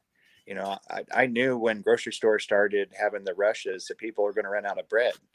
Bread makers are selling for now on eBay. Check it out. Weights, dude, free weights. What free weights. The hell? Have you seen them? Dude, you Yeah, can I go heard to some Big of them. Five right now. You can go to Big Five or Walmart. You can buy two 25-pound dumbbells for $40. Turn around, sell them for 160 instantly right now. There you go, buddy. You're right on. Yeah, I got these that I got them at Goodwill like back in mid 2019. I got them for $8 each, and I listed them today in 30 minutes. I listed them for $155, and this guy was like, "I'll buy them for 120." Yeah. I said, "I'll agree to it, but you better not come with the 120, less than 120." And the guy was like, "Cool," but I have two pull-up bars, the ones you put on the door. I said, "Hey man, if I haven't thrown them yet, I'll throw one in, for free, because I have two and I don't even use them, to kind of like do the deal as well." Right. Like, where is it? Anything people are going to start needing that's going to be, if made in the USA is going to be huge. And I tell you what, if you can source made in the USA now, you're going to thank yourself in 6 months to a year. I really do think that we're going to see a big push on that. Hopefully America's had a big reality check to our reliance on foreign governments, or countries, not just China, but India is the same way. They got sick too, and a lot of our medications couldn't come back, out of there either. So I think we're going to see a big push for made in America, and the nostalgia. I think the old stuff that works. Some of the kitchen appliances that I sat on forever finally sold, and I got top dollar for them. It was nuts. Yeah. I don't know if you guys have noticed that. I mean, a bunch of dead stock I was going to give away. Matter of fact, Sonny, I was going to give some weights away because they wouldn't fit in a flat rate box. I didn't think to relist those. Yeah, no, it's crazy. Yeah, as of a couple days ago, you could go to the Bowflex website, and you could, hey, what's up, man? Rise and Grind Picker in the chat. Let me throw moderator your way, just so you have it here. Hey, Shane, what's going on, buddy? You're up late. Yeah, you are, man. Nothing to do in quarantine. Yeah, I told you, Drew. Resellers don't go to sleep, man. We don't live. You can have a live at 3:00 in the morning, and somebody's going to come in and hopefully not show you the potato sacks, but someone will come in and join you. Hopefully not. Hopefully not. Let's see here. If you want to hop in, Shane, you're more than welcome to. There is the link. If not, if you just want to sit back and relax, that's fine too. But yeah, you could go on Bowflex website a couple days ago and buy a set of those. Have you seen those? You kind of you move the centerpiece and it changes the weight. Right. $500 out the door, shipped to you. They're selling for $1,400 right now. Yeah. Man. I was looking at Walmart, I think it was 2 days ago, at the weights when I was hearing everybody talk about this on Instagram. And I looked at Walmart and the weights were regular price. And I was like, maybe these people, that's the first thing I look as a reseller is bargain shopping. So I was like, if something's selling, I'm looking for somewhere else. And I was looking at Walmart, and then I refreshed it an hour later, and these suckers jumped up several $100 just for one Yeah. dumbbell. And then I went to other sites and was looking at the same thing. And I was just like, man, I was like, I wanted my weights, but maybe I want that money a little bit more. Yeah. Oh yeah. No, it's crazy what prices. I mean, the market in, I don't know how to word it. The market and the stock market, they're going up and, up and down together. It seems Very like, because volatile. now the price of everything like weights and kitchen appliances and everything is going up. The stock market's going up. Yeah, it's crazy. I think it's going to dump again, though. I mean, we saw I it think in the late 90s. We saw it in 2008. We saw it in 2018. It spikes up and then it just free falls, pulls the Lehman Brothers. well, everyone's going to get a false sense of security soon, and Hey, there's it's going Shane. to, hey, what's up, Shane? Hey, what's up, guys? How's it going? But everyone's going to get a false sense of security, and it's going to come back again, and it's going to hurt the economy again. It's going to be a roller coaster, and unfortunately, a lot of people are going to squander this first round of money because a lot of people haven't seen the real hurt of it yet. Yeah. It's a free ride right now. So look for your eBay sales to go up, guys. List everything. If it ain't nailed down, list it. That's what I've been doing like the last, I don't know, couple of weeks is selling on eBay. And I sold on eBay a long time ago and I sold throughout the years, but I'm mainly an Amazon guy. And I've been selling like $1,200 to $1,500 a week on eBay. They're not even really trying that much. Yeah. Damn, it must be nice. I have a huge death pile, so I got a lot of good stuff. So, Sonny, you going to tell us that stock tip that you made all that money on? Yeah. What's up? It was Salso, SALSO. If you look it up on Robinhood, you'll see it. Right now it's at $4, but I'm pretty sure it's gonna dip back down. And the mean of this stock is usually around like $15 to $20. Even if it jumps up to 10, that's pretty awesome. If you have several. What do they do, Sonny? They're gas and oil out in Africa. Telling you, oil's where it's at. Oil's where it's at.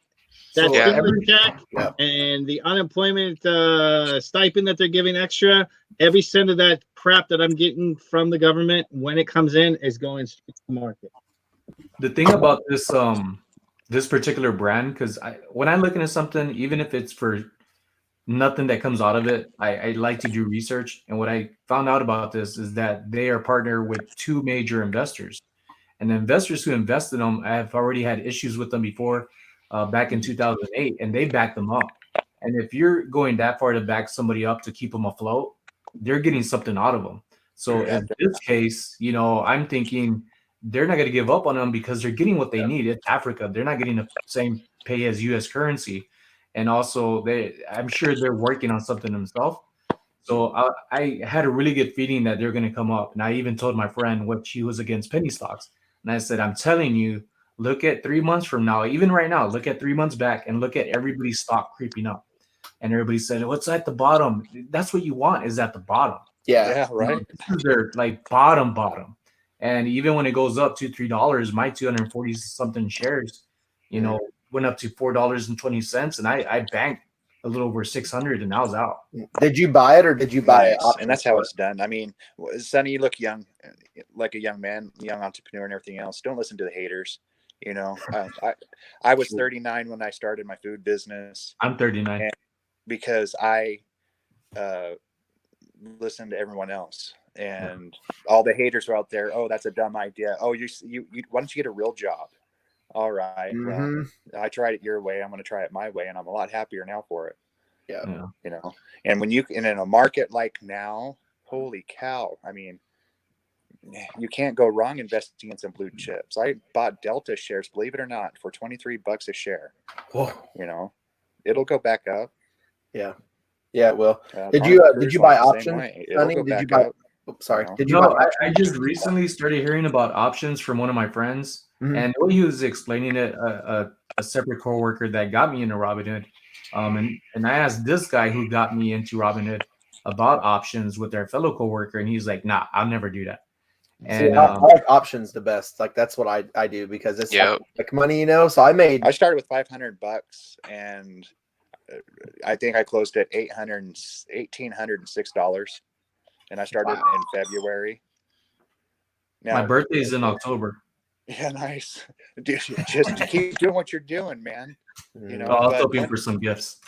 no, check this out, though. Yeah. Everybody, this is one hot stock, I'm telling you, because no one's caught on. Well, they caught on for a minute, but there's only a couple of mass companies besides 3M out there, and that's APT.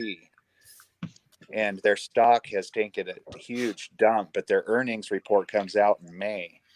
And I guarantee you that stock will quadruple when their earnings come out.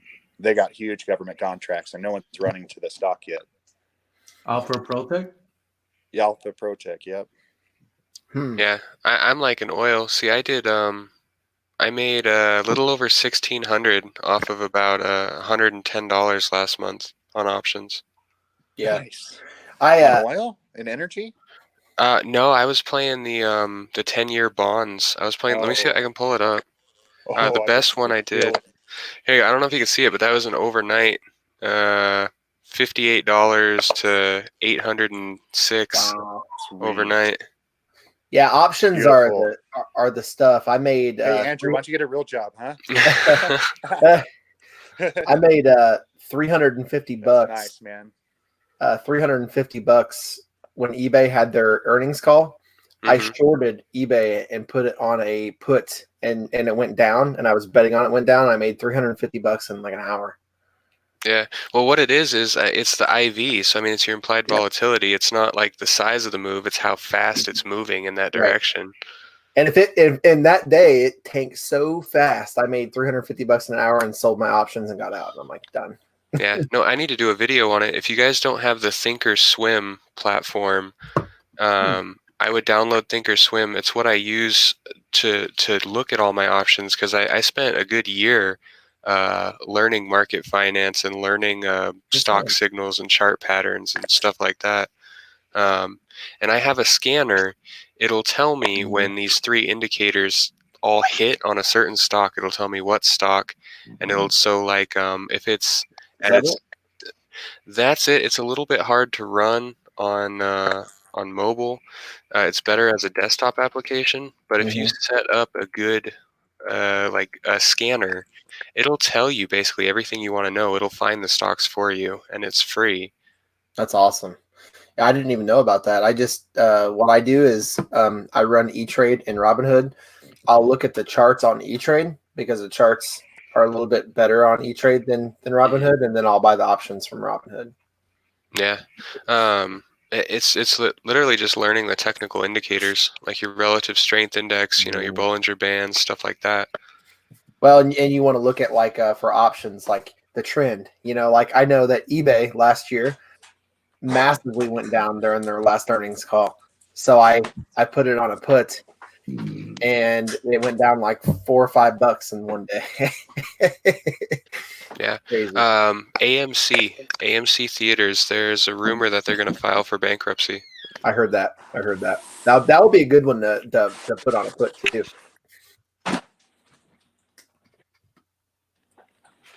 Yeah, no, AMC theaters is going to die.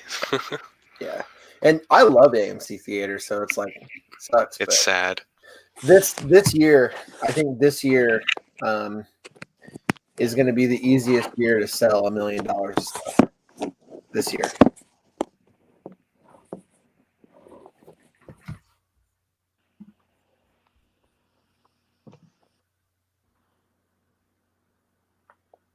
I'm trying to see if I can pull this up here. Let's see. Yeah, every day I'm hustling. Did you already get that your Trump check? Yeah, he got his money already. I'm checking now, because that's interesting. I may not get one, so just say. Yeah, I don't know either. May not. Did I anybody apply was for pretty the close. EDIH or the PPP? I think last year was because it goes off your gross, right? Yeah, and it goes. Yeah. So if you haven't filed this year, it'll go off last year. If you've already filed this year, it'll go off this year. And then I filed this year. If your 18 qualifies you and your 19 doesn't, and you claim it, they'll come back and get you. So. Yeah, no, I think it was like 72,000 or something. So I don't even know if I'll get anything. Yeah. I know my 19 probably won't qualify, and my 18 probably didn't qualify because this Well, year. I think it was a discount of 5. I can't remember. Yeah. It was pretty significant though, over $75,000. It wouldn't be worth the paperwork. I don't know. Yeah. It's just me. No, I think they said over it was like 150. I think maybe, I don't know, something like that. I don't know. I thought it was like 98,000 or something. Was Might the have cutoff. been. I didn't really pay attention. For single, it's what is it, 99,000, I think is what they quoted. And then joint, it's 198. Okay. Then if you make over, from what I read, and I could be wrong, because they change it every day.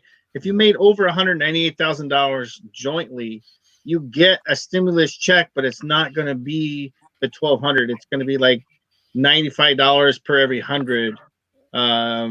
It's going to be a deduction. It's going to be a reduced amount. Yeah, I won't hit 198 because me and my wife filed jointly, and I mean last year on free Amazon, money, man. So I hope people use it wisely. Yeah. Wait, what was the cutoff? What's the cutoff for that? Oh, Nate said that they went off the profit, not the gross sales. That's not bad then. No, it's so 150 if you have kids, etc. 90,000 for some single. Yeah, I thought it was more than that. I thought it was 500 for every dependent under the age of 17. That's See, what I thought too. This shit's changing, man. Yeah. Yeah, I thought it was 500 as well. If you go to TurboTax, there's a link on there. Yeah, the portal for the registration. Right. Yeah. Mm-hmm. That gives you. It has a payment calculator where you just put in, how many people are in your household, adults and children, and it tells you how much you're going to get. And I did apply for the SBA grant. Yeah, I figured you would have. And I was about to ask you that. The reason I did is because I've lost about $50,000 to $60,000 in sales. So this year I've already sold over 100,000, and I've already profited 60,000 this year. This year, but I lost like probably a good 45 to 50K in sales because I couldn't go out and source, and my suppliers dried up. Like I couldn't order anything, and if I ordered it, I'd be paying like $500 a pallet. So. Yeah. I did order a few pallets, but now like I have a wholesale order in that's already paid for. I can't even get it like for a month or more. So yeah, they were saying like a million people. The first million people will get it, and then right now there's currently like 4 million applicants that have already applied, and the people that are asking for lesser amounts are getting it first. Yeah. And the 10,000 cap, it's free money, so yeah, it's worth. Yeah. The worst they could say is no. But I think I applied. I looked at it. I think I applied like the second day. Even the unemployment, that people aren't. I got friends that I got laid off. Well, claim unemployment. Well, I can't. I'm a self, employed or whatever. I mean, that if there's no question to it. Everyone needs to apply for at least the unemployment. If you work for somebody, or even 1099 contractors can claim unemployment. Absolutely. Yeah, I think my application number is like 330. So if one of your guys' wives or whatever, one of the stipulations was if you were impacted financially from COVID. Well, even as an eBay seller, I've been impacted. I can't go sourcing. Luckily, I have a death pile to work through. Everybody has, and I think though. I don't think so. I don't know if you guys have kept up with this, but my application number, I just looked at it, I have it saved in my phone, is like 330 million. And that was the second day I applied that morning. Wow. And the SBA right now is trying to rewrite all of this stuff to put some in their pockets and to give it to big business, like big corporations. And they're trying to cut out the small businesses, and they're trying to rewrite it and go against the government. The government's arguing with them back and forth, so it's kind of crazy. So what is that again that you applied for? So it's an SBA grant, from the federal government, and it's called like the COVID disaster something. I didn't even. Yeah, I don't even. Yeah, it's the Small Business Association, and what it is, Drew, it's a stipend basically for small businesses. Mhm. But the thing that they're saying is that the first 10 grand for the first 1 million applicants that apply, that qualify, there's these rules that you have to comply with. Like if you owe back child support or something like that for more than 60 days, yeah, ain't gonna happen. There's all these stipulations, and all they're gonna do is check your credit. That's all Yep. they do. Yeah. They check credit. So you'll get a hit. You'll get a hard hit on your credit report, which will affect your score. Right. But the first 10 grand is free. As long as you can show down the road that you use that money for inventory, for employee payroll, for equipment, blah, blah, blah, blah, blah, down the road, you'll be good. Now, anything over 10 grand to 10 million is a loan at 4%. That is forgivable Yep. at some point. I would not mind spending 10 grand on a wholesale order. No. Well, That's a lot of books, brother. yeah. And the best part is if you take extra on the loan, so you have to pay back, it's deferred for a year. Mm-hmm.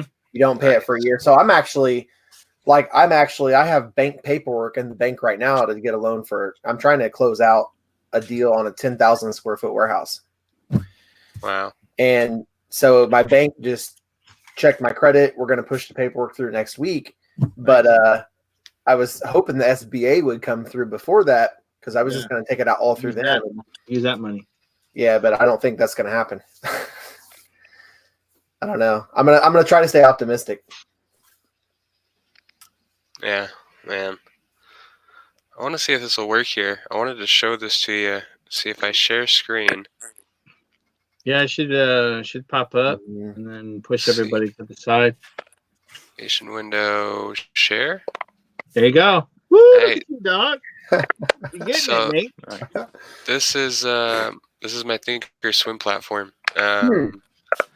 And when you learn technicals, so I started shorting right here, actually, right about here. Nice. Right there as it was going up, though, huh? And then Yeah, it's coming down. So and that's because one of the technicals is divergence. So let me grab a tool here. So this right here, the MACD and the RSI basically tells you who's buying how much and when. So as the stock was going up, this divergence, your peaks here were going down. Mm-hmm. So if you go from peak to peak, these peaks here, they're going down. So you know that this is a false, this jump right here that you had, that's false because your actual technicals, I don't know why I put it there. Your actual technicals are saying it's going down. Right. Less people are buying, there's less volume, but your stock market's going up. It's going to go down. So, I shorted like from 273, all the way here down to 263. And that was a nice $10 move in the course of a day. So, it's learning stuff like that really sets you ahead. Huh. That's pretty neat. Are those the only 3 indicators you use?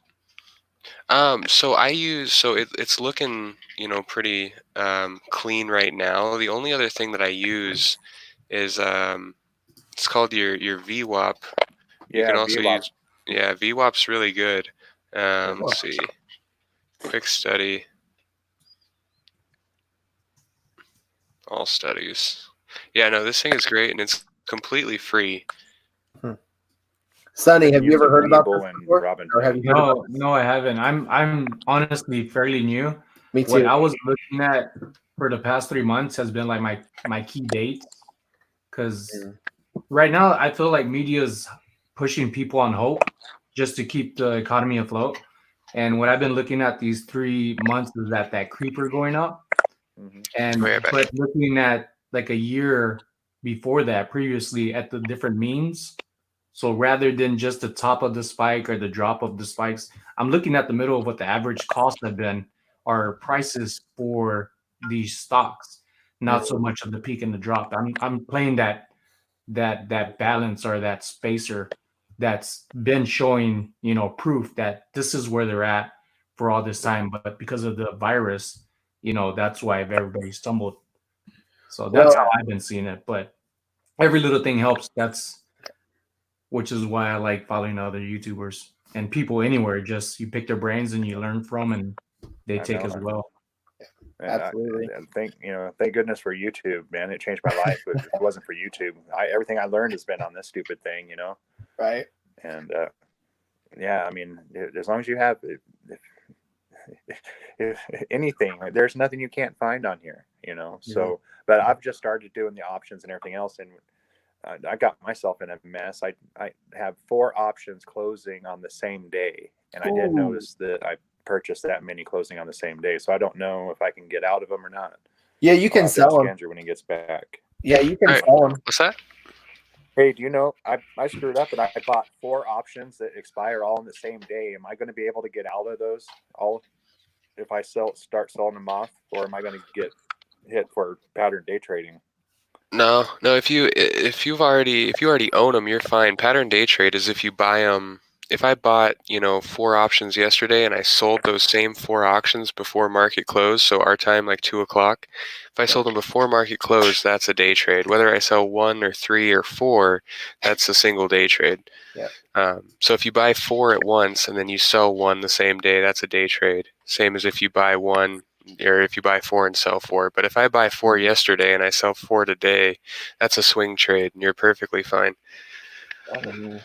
So you can buy in one day and then sell out the other day, and it won't count as 3 trades. Right. It'll count. It won't count as any. It'll be a swing trade, not a day trade. Oh crap! Yeah, because that eBay stock I shorted, I 3 bought trades a week, so that really changes things. Yeah. That cool. eBay stock I shorted. And do you prefer doing puts or calls? Do you have a preference? It's whatever way you were going. What Shane, you were saying about that eBay thing though. So like when I can't hear Shane for some reason. So if I talk over him, the only way I can tell I can hear him is. Can you hear me now? I can see his mouth move. So when I shorted eBay, the eBay stock, I literally bought it right like an hour before market close and sold it the next morning, like right at market open, and it was fine. Yeah, you bought it. Yeah, bought it one day, sold it the next. Yeah, you're fine doing that. No, I don't. So I kind of prefer puts because for me it's easier to find a top than it is to find a bottom. It's called catching a falling knife if you try and find the bottom. Because you never know. A stock could start dumping. It could hit its yearly low, and you're like, wow, this is the lowest it's ever been. You buy in, and then all of a sudden, a news report comes out telling you why it's dumping. They're going bankrupt. They lost their CEO, and then it dumps even further. With the top, there's a level. One of those things kind of shows you. One of those indicators that I use. It really shows you the volatility, or how many people, like the open interest in the stock, and eventually that starts to fade. So I mean, if open interest is fading but your stock is climbing, it's pretty easy to find a top and then just buy puts all the way down. Oh, nice. I didn't think about that. Oh, okay, cool. Make way more money. Yeah.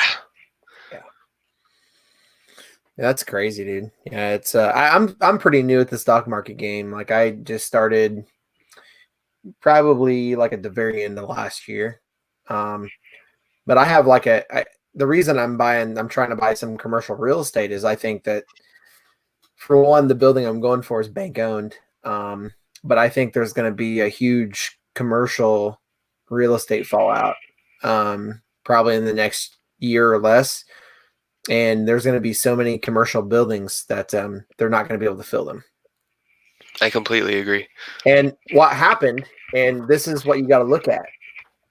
So what happened back in 2007 in the real estate bubble was a little different, okay? They were writing bad loans. So the banks were writing B loans, rating them as AA, AAA, 96%. They were shoving them in CDOs and selling the CDOs off to another bank. That basically caused the real estate market to collapse. Well, that's a little different because we were in a recession then. Well, we're going to be in a recession now. We're in it right now. People just don't see it. Yeah. But a lot of these businesses like AMC theaters and all these businesses are going to, I think close. I think GameStop, the whole company's closing, but I think you're going to see more commercial real estate on the market for a cheaper price this year than ever. Mm-hmm. Yeah. Well, I mean, a family bucket of KFC chicken is 30% more expensive than a barrel of crude oil right now. Yes. I love it. That's funny. So a family bucket of chicken is $29.99. Yeah. You can get a barrel of crude oil right now for $19.80. I'm telling you, that's where my stimulus money is going, man. It's going into oil. Mm-hmm. Or you I could had a January. start buying gallons of it and storing it in your house. I mean, the price of gas is cheaper than a gallon of milk. It cost me $4.29 for a gallon of milk today, and I bought this morning, and the kids have already drank it. So I was like, I'm just gonna bring home gasoline. You can put it on the cereal. Yeah, look at call options for January USO United States Oil. I made 150% this week. That's crazy. Yeah, That's insane. No, I bought January calls for $6. $6 calls, and I paid $39 per option, and they went to 146 this week per option. So nice. Yeah. I did buy a little bit of some silver stocks because I think silver is gonna skyrocket after this. So yeah. With silver along with gold, you would think because of the market falling that gold would go up, but it's not. No, it's falling. Yeah, down and gold is matching it wherever it's going. That's weird. Yep. The bond market's going up though. People are buying like 10, 20, 30-year government bonds. Right.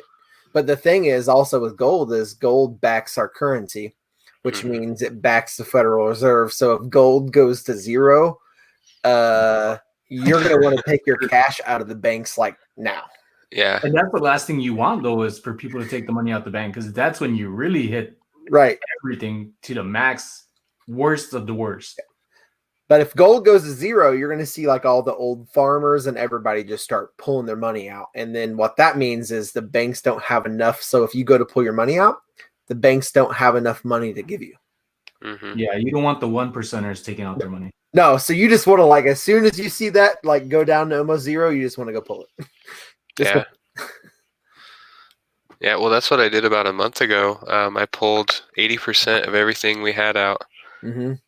You know, and I just put it in a safe. Put it in a safe in a barn. That's smart. That's smart. And where's that barn at? That barn's in Vegas. No, I'm just kidding. Hey, there's barns here. There's one not too far from here. I live like right on along the desert, right on the borderline. I've never been to Vegas. I went to eBay Open and it was fun. Yeah, last year. Yeah. Lost about $3,000 at the 3-card poker, but it wasn't all my money. I lost $700. I was up $3,000 and then lost all of it. Yeah. Man. True story. I miss the casinos being open. We got one Jackpot, Nevada, about an hour away from us. We got a big Cactus Pete's casino. I spend many a weekend there. Yep. My favorite game is 3-card poker, but what's crazy is when I was in Vegas, I sat down at the table and played for like 2 days straight, basically. Like 6 in the morning, I was down there playing. Yeah. And one night, I got one card away from hitting a royal flush, and it paid $10,000 to 1.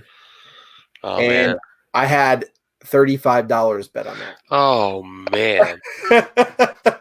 Walk away $35,000 richer. Holy crap. Yeah, it would have been 35 grand. I was one card off, and I was like, see, I hit a royal flush on one of those video poker machines. It was like a quarter into like $400.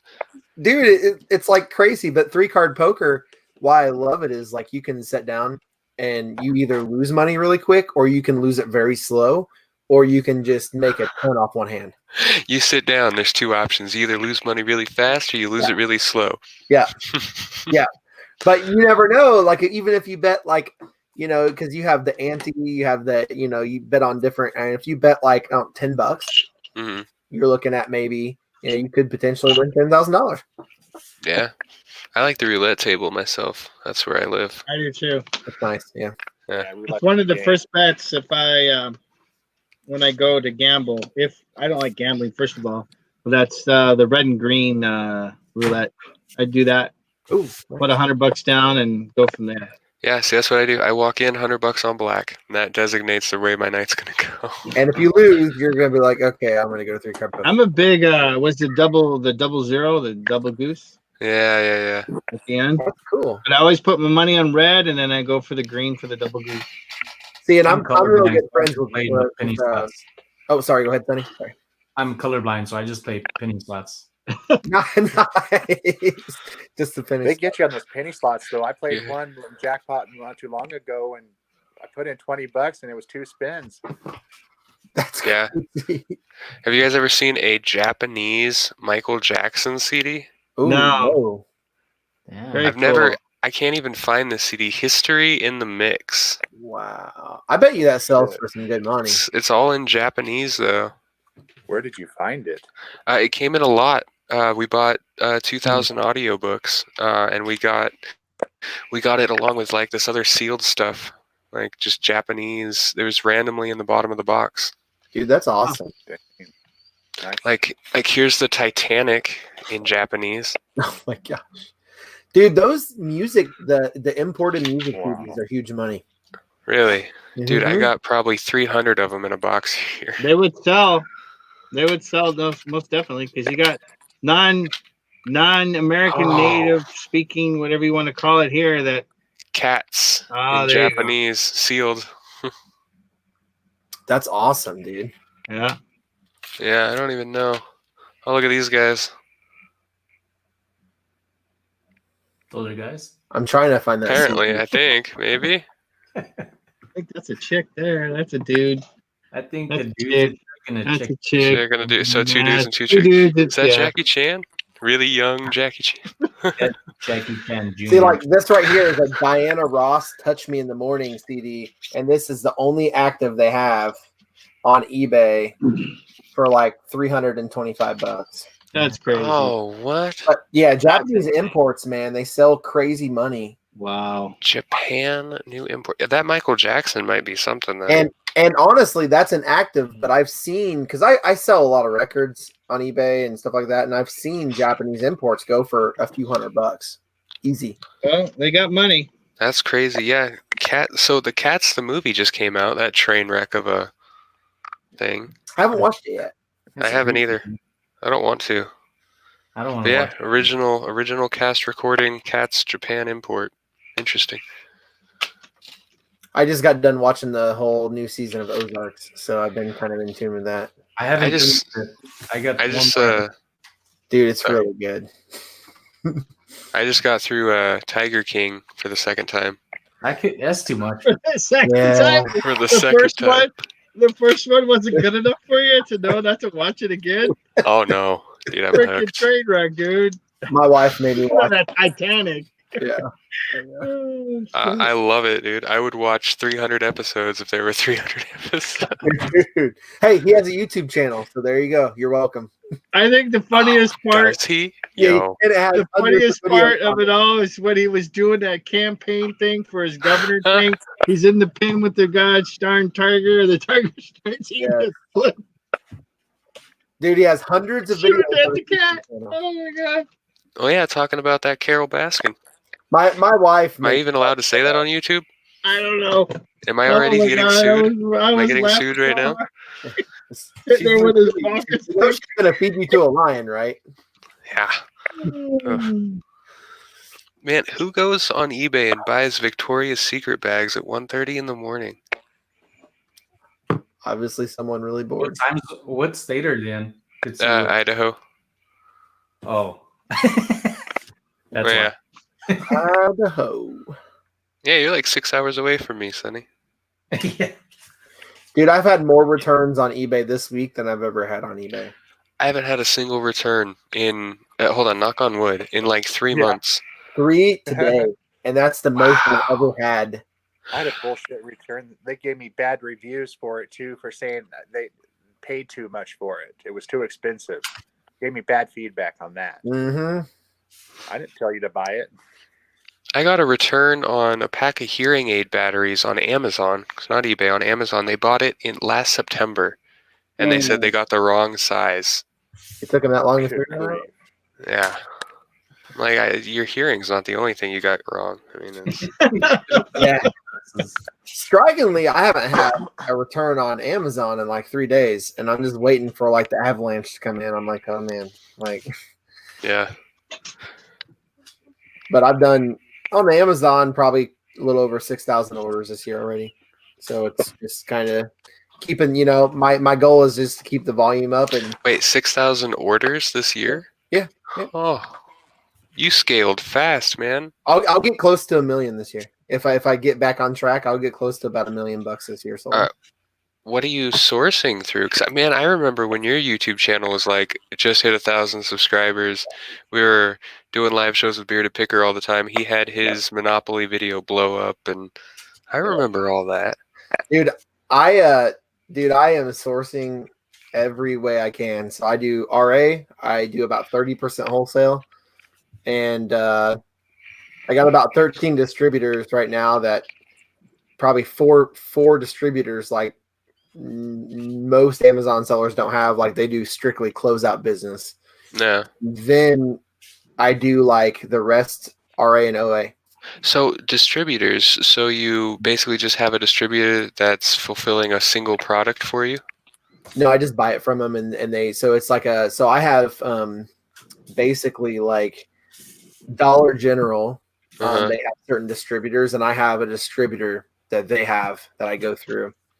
So basically it's like I'm trying to cut out a lot of wholesale companies. Right. Go straight to the distribution chain. So how does that see? And literally, I've been working on trying to find something like that for close to 8 months now. I feel like there's like a bridge that I'm just not seeing the gap. So you find a company like Dollar General, you find out who their distributors are, and then you just directly contact them and be like, hey. Yep. Absolutely. Wow. Absolutely. And then I've even flown out to other states and met with them, and wow. But that's the whole reason I'm trying to close in on this building. It's owned by the bank, and they want a decent amount for it, but with the way the economy is, I think I can get a pretty good deal on it. Oh yeah. So if I get it, that's the key to the kingdom, because it's 10,000 square feet. My goal is to open up a small discount store, because then I can directly buy from Funko Pop. Oh gosh, that would be ridiculous. And I can directly buy from Hasbro. I can directly buy from Mattel. And that's the goal. That's big time. Is that one of their requirements for Hasbro, is to have a discount store? Yeah, you have to have a storefront. A brick front? Same with Magic. Yeah, to be that, you have to have a retail storefront. Yeah. So the 10,000 square feet, like 3,000 of it will be a retail store. The rest of it's all going to be e-commerce. And so I kind of have like an idea, if I can close this building down and get it, has a lot of work to be done, but I'm going to hire 2 or 3 employees for eBay. It's the list, and that's it. I'm not going to touch another listing ever again on eBay ever again. That's like reseller dreams, man. Yeah. And then if the deal falls through and I don't get it, then I'll go look for a different one, and it'll just be set back a little bit. So I've been I ran across a tool the other day. You've heard of Jungle Scout. Of course you've heard of Jungle Scout. It's all right. I ran across basically Jungle Scout, but a free version. Mm-hmm. And I've been just trying to source through that because mm-hmm. it'll hook me up. It'll tell me what's selling, and then it'll tell me where it is on Alibaba. Yep. And I mean, it's just 1-2 order. Well, and I source a lot of books still too. So I do some books, like not crazy, but I do a lot of grocery. Yeah. I basically sell everything. I'm ungated in so much on Amazon. Like the whole toy category is pretty much undone for me. Like the whole HBA, all the over the counter medicine, most topicals I can sell. There's not much I can't sell, but the problem was when I started out, there was a ton I couldn't, and I had to find a way to get ungated in all those items, and I just did a lot of volume in books, Yeah, which is what we're still doing. I mean, we've been, like when you first start out, it is a grind.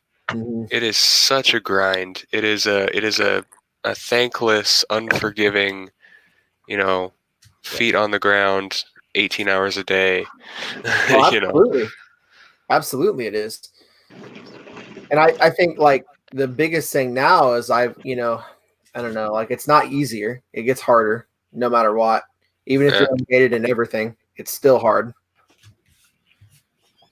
But like the biggest thing is like I just don't sleep a lot. Like I'm always up looking for product. I'm always shipping product, like, and it's really like a revolving door, you know. Yeah, yeah. And I mean, what's the end point? Yep. You know,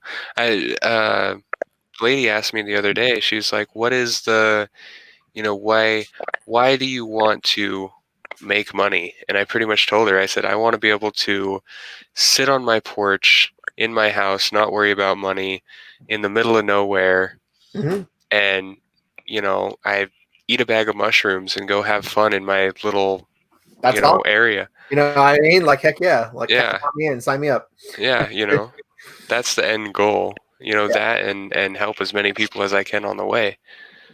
I think my end goal is like, I know I'm still gonna work, but I want to hire employees to do eBay and stuff and not really do a lot of that. Maybe source a little bit, but like I'm still gonna be really hands on with Amazon. Mhm. Probably always will be. But I think my end goal is like, to get to the S Corp status, do over $1 million a year, be doing a couple million a year, and scale it, because not a lot of people know this, but I have 10 years in corporate retail, and I was an executive for Target, and I actually helped I helped Target train a lot of their employees and for their e-commerce when they rolled it out, and they didn't roll it. They rolled a new plan out basically when I worked there. And what it was it made every store a distribution center. So they actually pick, pack, and ship all their items in their store for online orders. Interesting. And so I had a lot of experience. Like I was introduced to supply chain. I dealt with Target's buyers, and I dealt with their distributors sometimes. I did a lot of that stuff.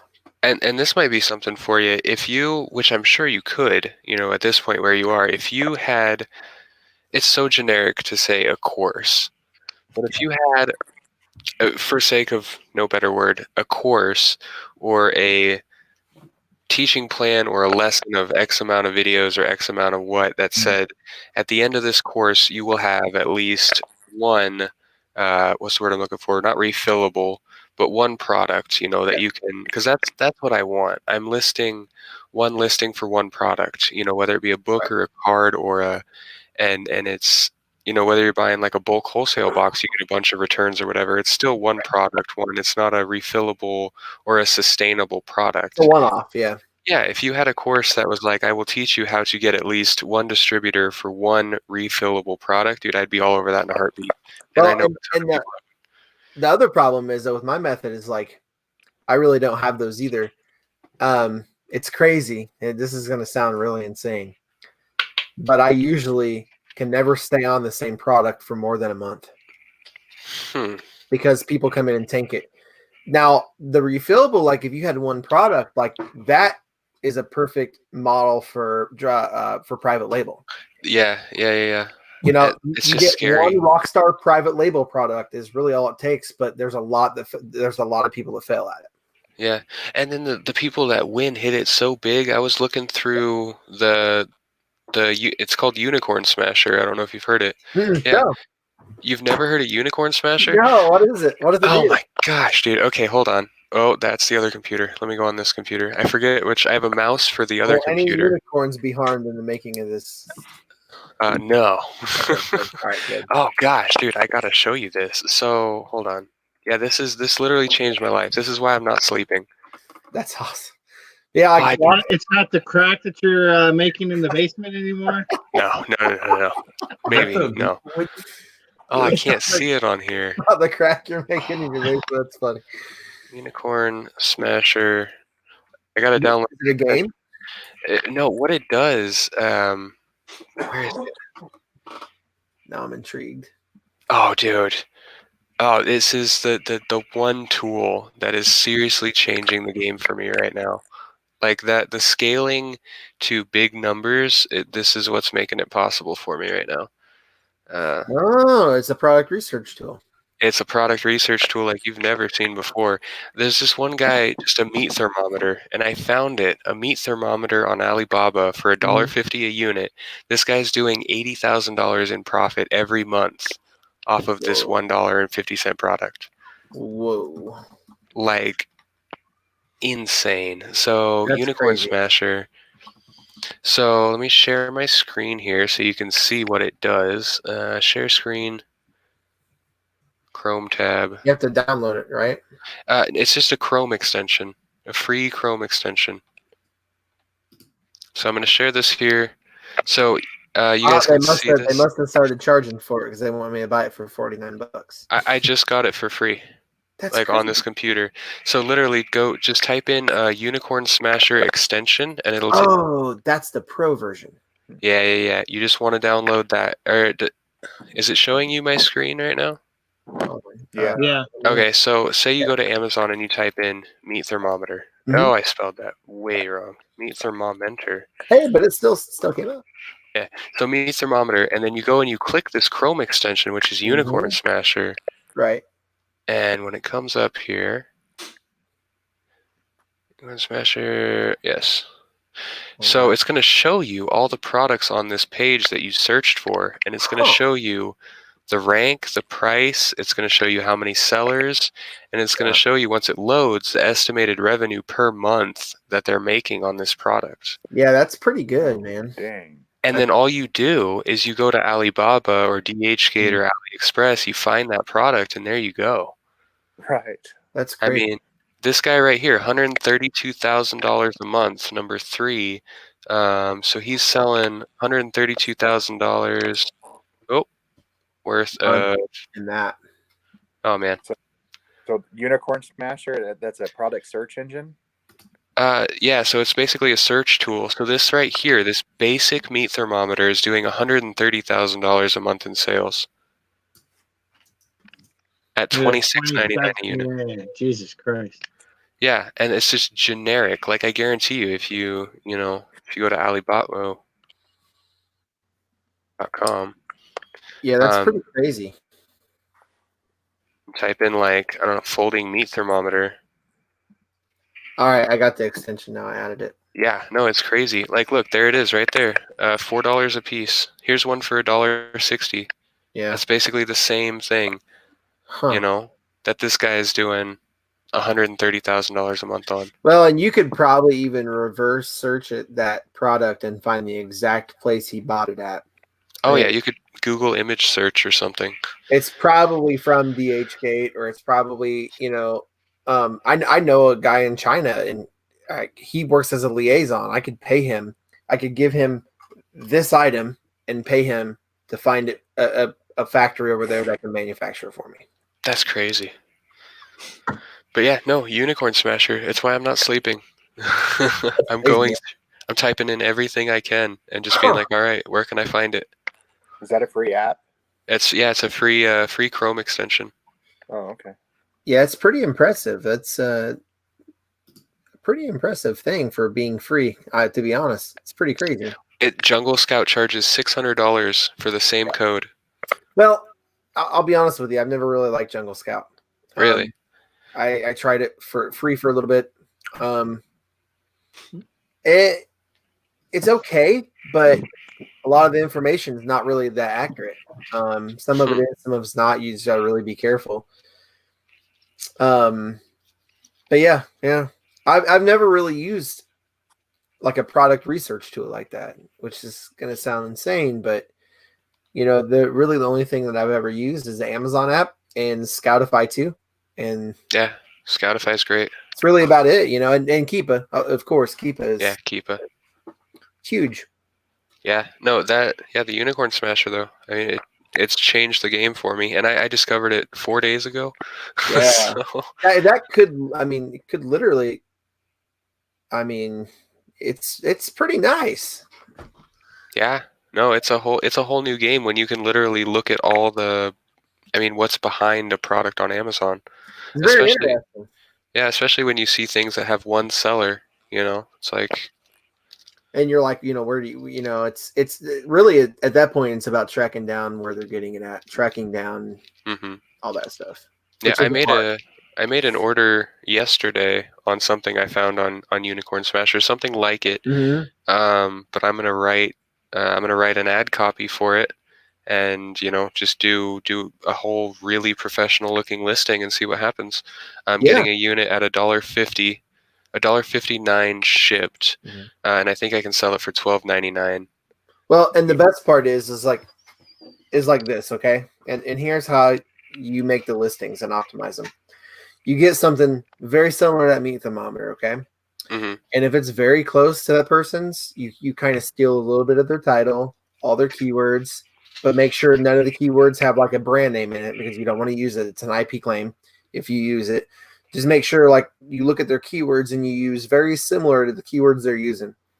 And then what you do is you kind of let it sit, share it out on Facebook, share it out here and there. Your friends will kind of start buying it, and then you start putting in a little bit of PPC on it, just a little bit. Well, and I love PPC through Facebook. So I did affiliate marketing before I did any of this. Mm-hmm. So keywords, long tail keywords, that's my thing. I live there. Yep. Trends.google. You can plug any word into trends.google, and it'll give you a whole list of who's searching what and where. Here's another great piece of information for you. It's called Keywords Everywhere. It's an amazing tool, super cheap. Like I paid $10 and got like 100,000 credits, and they've lasted me 6 months. And you can go to Google and it'll tell you the volume every month. People are searching that instantly. Yeah. It's pretty cool. Have you ever done the trends.google? I've done Google Trends a little bit for YouTube videos. It's like I never really became like I'm probably not on your level on it. Like I'm more of a novice. Never really learned a lot about it. You know what I mean? Yeah. I mean, I don't know that much about it. But I know more about that than I do, what X product will sell for on Amazon. Yeah. Hey guys, I'm gonna let y'all go, but I followed every one of y'all, and I hope to pick your brains off later and get to hang out some other time. Yeah. Oh yeah. Open invitation to go live anytime here. Hey, nice to meet you, man. For sure. Nice talking to you, buddy. All right, Good guys. luck with Robin Hood. See you, Sonny. All right, take it easy, guys. Bye, brother. Hey, Andrew, that was Unicorn Smasher. Yeah, Unicorn Smasher. But you got to type in the free, because I didn't type in free and it took me to like the pro version. So you look up Unicorn. Yeah, Unicorn Smasher Chrome extension. Okay. Dude, that's a pretty. Does Google Trends show you, like, if you wanted to find out what people in general are buying, like, I don't know, what's the hottest searched toothbrush? I don't know. So not really. So Unicorn Smasher would be better because you can go to Amazon, you can type in toothbrush, and it'll tell you, how much money a specific product is making. Google Trends kind of just tells you generalized. Well, here, let me see. Yeah, that's more for like keywords. Yeah, so if I was to go into Google Trends and type in toothbrush, this is what it's going to show me. Interest over time. It's going to show you, what states. So this is like Facebook targeting, because you can pinpoint your Facebook targeting to target people in New Hampshire that have searched dental products that also have shopped online in the last 30 days. Right. Like Gleam, Toothbrush, Goose Game. These are the top related to it. So in Facebook, you can also target an age group, right? See how this can Yeah, work. you can target. I can target a 25-year-old woman that's been married in the last year that has also had activity shopping on Facebook in the last month. I can target anybody, and that took a long time to learn. But I am very, very confident in Facebook targeting. Dude, that's awesome, man. I never really learned a lot about that. Would that be a better avenue for or is that game overplayed? If you're able to source your stuff overseas from Alibaba or whatever and sell it on Facebook ads, in front of people, or Instagram, is that better than eBay or Amazon outlet? So the route I'm going to go, is that when I get my product, I'm going to make my own Amazon listing, and then I'm going to promote it through targeted Facebook listing or through Facebook advertising. And the last time I did it, I actually opened a Shopify store for drop shipping and ran an Instagram influencer test and then a Facebook targeted test. And I was paying about 40 cents for a click that converted to a sale. And the item I was selling was about it was like a $20. It was a cheap little crystal orb with like a galaxy in the center of it. I mean, I was paying, $3-4 to have it made and shipped. And then, I was paying 40 cents a click and selling it for $20. That's still pretty good. Yeah. And see, here's I think the end goal is like you make that, you make the Amazon listing, you do that with it, and eventually the BSR, the back end, will get good enough where you won't have to really pay for many ads at all. Yeah. It'll be self-sustaining. If you can get on that first product page on Amazon, you're golden. Yeah. Well, and imagine if you're doing, 1,000 units a month of one single product that, they keep making, you can just have that factory in China send it directly to Amazon and you don't even see it. You just give them a bill of lading, shoot the bill of lading over to Amazon. They can take the pallet and send it right to the warehouse. Yeah. Yeah, it's crazy the potential seems to be limitless. But the thing is with products like that is like, the hardest part is keeping other sellers off your listing. So really the best part to do is private label it, make it your own brand, and then take it through the brand registry. Yeah. Yeah, and that would be something to do. Yeah. Because like the Chinese sellers, they can't hijack your listing as well as no one else can. Yeah. Because you can IP claim them. Yeah, no, and that's definitely where I'm gonna end up. I just want to get my foot in the door. I want one product. Oh yeah, dude. I want one. Yeah, I think you'll get it. And I've just never been really heavy on like the private label game. Later, like down the road, I want to get into it more. It's just right now, it's like, I'll just keep flipping. I'll keep buying from my distributors. I'll keep doing RA and doing that, and I'll wait till I get a pretty excessive amount of cash in the bank, and then I think I'll probably go and maybe try to find like one product, like the neck pillow that you see on YouTube. I won't buy a neck pillow, but I want a product like that sells 20,000 times a month, And even if you make $1 profit, and you sell 20,000, $20,000. Yeah, it's crazy. Man, I'm looking at these Japan import CDs, and that's pretty crazy. Like, what classifies it as a Japan import? Just the fact that it's Asian? Yep. Just the fact that depending on the stickers, so it'll if you kind of translate it, it'll be from Japan, or like the back of it says "Made in Japan," but it's the stickers. It's like basically a Japan import because it's all done in Japan. Man, these people are interesting. Look at this guy. Oh dang! But the probably the most popular ones that I've seen is like the American music that's a Japan or a UK import or something. Yeah, like the Michael Jackson thing. Super rare, you know what I mean? Yeah, no, I'm definitely interested to dig into it. Because we got, like I said, we got like 2,000 audiobooks, and with the rental, I rented a U-Haul and everything, came out to $200. What was the name of that CD, that Michael Jackson one? History in the Making? History in the Mix. Oh, in the mix. Lobster, you got a good memory, man. History. Michael Jackson. He's one of my collected artists. That's awesome. Yeah, that's cool. It's I wonder if really the CD. How do you even open this thing? That is. Oh, whoa!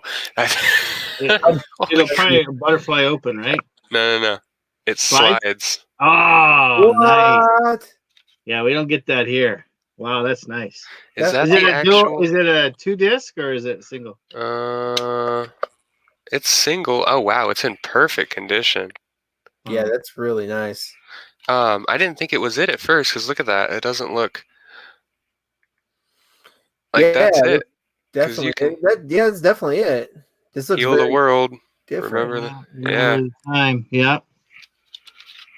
Dude, I think you might have a really rare CD there, just an FYI. This case is weird though because it's just like a flimsy piece of paper that just goes like around. Like it That's comes right interesting. out. It's super Yeah, it would have been wrapped though. That's That's true. yeah, it would have been wrapped. Yeah, like this one, like cats. Yeah, it would have been wrapped like that. Yeah. I wonder what else we got in here. This is like an interesting. Shane, are you looking it up right now? I'm trying to, but man, I can't find I couldn't. anything I on it at couldn't all. find anything. I can't. I couldn't even find History in the Mix English version. No. Probably like a David Hasselhoff record that you can't find here, but then you can find in Germany. Yeah. Oh yeah. Wow. Have you ever heard of Tim LaHaye? Like a famous. Yeah, I've heard of it. What is he? What is he religious? It looks Satanist. Tim LaHaye. I've heard of him, but I don't know what he does, but I've heard of him. An experience in sound and drama. Tim LaHaye, Apollyon. Okay, That so looks here evil. is Evil Cells, man. very similar on Amazon, but it's called Blood Dance Floor History in the Mix, and it's an import. Blood on the Dance Floor is like a emo punk pop band. Yeah. Yeah. But they're 1187 euros and 399 euros in shipping, something like that. That's intense. Let's see what else I don't we know got what here. the exchange rate is on that, but There's so much music here. The Secret Garden soundtrack, Japan import. wow. Songs from a Secret Garden. Huh. Do you have any more like American imports? Look. I think This- those are like, man, if you get some like Kiss imports and stuff, you're in the money. Oh gosh, yeah, that'd be crazy. Oh, what is this? It's like all in one. Oh, I think I just dumped it. Oh, wow. So, what about Japan import movies? Yeah, some of them can be good. Holy shit. So here's Casablanca, Japan import. It's good that you've got the English titles to them because it would be hard. I mean, unless you could do the imagery, but it would be hard to list on eBay. I wouldn't Right. even know what it said. Here's Cleopatra, Japan import. Oh man, dude, look at this, dude. Check this Half of out. my dead piles. Crap, Check this I don't out. know how to title. What's Hold up? on. Dude, this is crazy. Oh, what'd you find? Okay. I'm looking in solds. Don't see a For- lot sold, but there's only one active. Now, a lot of the movie imports are going for anywhere from about 70 to 190 bucks. While your Casablanca one, the only one that I see active is something similar to this right here. Yeah, I think I have that one in here. What's that going for? $68 plus ship. What? So you're gonna make some really good money off Yeah, that. Hit a gold mine that was on a good that. pick, bro. Here's some right here. Yeah, Right. dude, you're gonna make some killer. Even if like you got a couple that only go for now, that's new sealed. And you got So those if mail yours is orders? open, you could still charge $55 free shipping and probably sell it. That's intense. Yeah, and then there's just a bunch of these. Like, I mean, I have probably. Here's a Celine Dion, Japan Ooh. import. Celine is big money. I mean, I wish I could tilt this camera to show you the box, but I mean, I got a box of this stuff. Yeah, dude, you're in the money on those for real. You're gonna make some really good money. That's What is awesome. this? That is awesome. Yeah, I didn't even see it. That's funny. Look what's in the very bottom of it. That 70s show. How do you spell Celine? Celine. That's what I thought. Oh, you're looking on that Celine Dion. You're probably, is it new or is it used? It's used. You're probably looking at anywhere from about probably $15 to $30. Pretty easy. Nice. Yeah, it's used, but it's not scratched at all. I mean, you're probably looking at closer to, I would say, $25, $30. Some of them just depends on what it is. I've seen some of them here that are sealed going for about 37 to 40. Can you find cats? Some of them pre-owned are going for like $29.99 with free shipping. Maybe I can. Oh, maybe. If I can get this. I got a box of them. So the ones that are some of them, it just depends. But the mini imports are. I have some mini imports back here, and you have to have don't pay attention to my unicorn shorts, but Speaking of unicorns, He's a unicorn smasher. don't pay any attention to these unicorn shorts. But you have to have a spacer for them, and it fits in this plastic tray, and it's a so they fit. don't I have some around here somewhere. so they don't break. No, because they're mini imports, so they're only like that big, Oh, okay. and then they fit into this like flat piece of disc.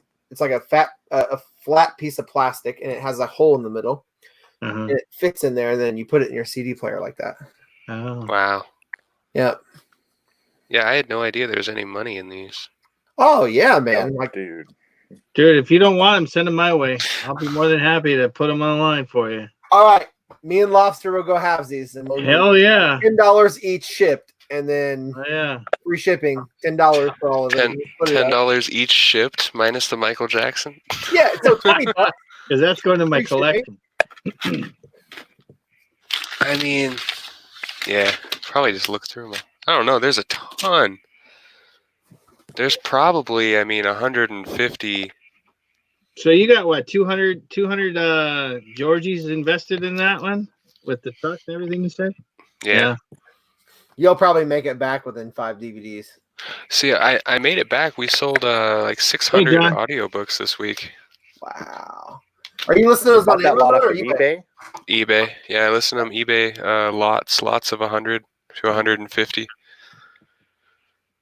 That's interesting. Yeah, dude, I don't know why people are buying audiobooks when you have, Amazon audio. Well, dude, Why I've do always people buy sold. half the shit we sell? So to be honest with you, I've always sold audiobooks used on Amazon really well. See, we sent a bunch. I scanned, like I said, we bought like 2,800 total, everything that was in there. And we sent probably 200 that were worth it after scanning them, and the rest we just lotted up. The best part, the best audiobooks I've ever flipped on Amazon are the Harry Potter series. Oh my gosh. They sell Yeah. so quick. It's like they're gone. Yeah, you can't hold on to them. And anything kids books on audio are huge. Mm-hmm. Huge money. What is this? The Old and New Testament on cassette. Nice. That's really cool. Dang, There's so much stuff in here. that's insane. Yeah, you just never know what you're gonna find. I mean, No, not at all. And I mean, that's like the thing is in those lots like that, you can make good money. You just got to get a good lot. yeah, I just got lucky. Mhm. I started just handing out business cards that says we buy books. That's awesome. And someone hit me up and said, "Hey, we got a truckload of books for you." That's awesome. Yeah. So I mean, I paid. They had I don't know, boxes like the large priority flat rates. So not like yay. They said $1 a box, and they had like 100 boxes. Wow. Jesus. Yeah. Yeah. So I mean, I rented a truck and went and got them, and all these imports were there. So Well, even books sell. I mean, I sell a lot of books on eBay, and I just sold a book for $19.99 last night, and yeah. paid like 20 cents for it. Yeah. No, it's crazy. It's How crazy about the a amount bunch of people. veterinarian books at the Father Joe's thrift store. I paid like $1.50 for them. They're college textbooks, and one just went out the door for $49. Yeah. Oh, I wonder if I can pull it up. I got this EMT book today, actually. I met a lady, bought it for $15, and it was that one right there. Yeah. But I sold it for $45, you know, within 2 minutes. I listed it right there in the car, and it sold Any instantly. kind of college textbook is I'm always on the radar for. They're always yeah. I've always tried to keep it within 5 to 6 years from the current date. Mm-hmm. You want to see something real crazy? I'm actually going to list this book tomorrow. So, do you guys recognize this at all? Is that The Art of War? Nope. I couldn't see it that well. So Can't see it through the plastic, Shane. Hold on. Here we go. I'm going to take it Hold out. on, hold on. Let me get a closer look there. So, this is a pretty rare book. It's pretty cool. Okay. I gotta try and one up you though. Let me see what it is. I don't know if I can. Oh, no way. Maxwell. Okay. Did I dick? It's What does it say? It's autographed. It's autographed on the cover or on the sleeve? Wait, what is it? I still couldn't. So it's a Dead-Eye Dick by Kurt Vonnegut. Yeah. And where's the autograph at? Inside or is it front cover? Oh no. And this is a $500 book. Oh wow. Maybe. Hold on. Hey, no, it's in the other one. Hold on. Here we go. What's the sales rank on it? What? I don't know how. To Amazon. I'll just straight up sell it on eBay. Yeah, I was gonna say. All right, I got something for you. Yeah, I'll flip it on eBay. The only book I have signed is by Cameron Diaz, and I don't think it's going to be worth no $500. Heck, you never know. Cameron Diaz is pretty popular, man. Yeah. Did you meet her? No. I bought it at a library consignment store thing that they had, or whatever the sale that they had. Dude, you would be surprised how many Cameron Diaz fans are out there. Yeah, I was thinking about, hey, Johnny. Hey, Georgina.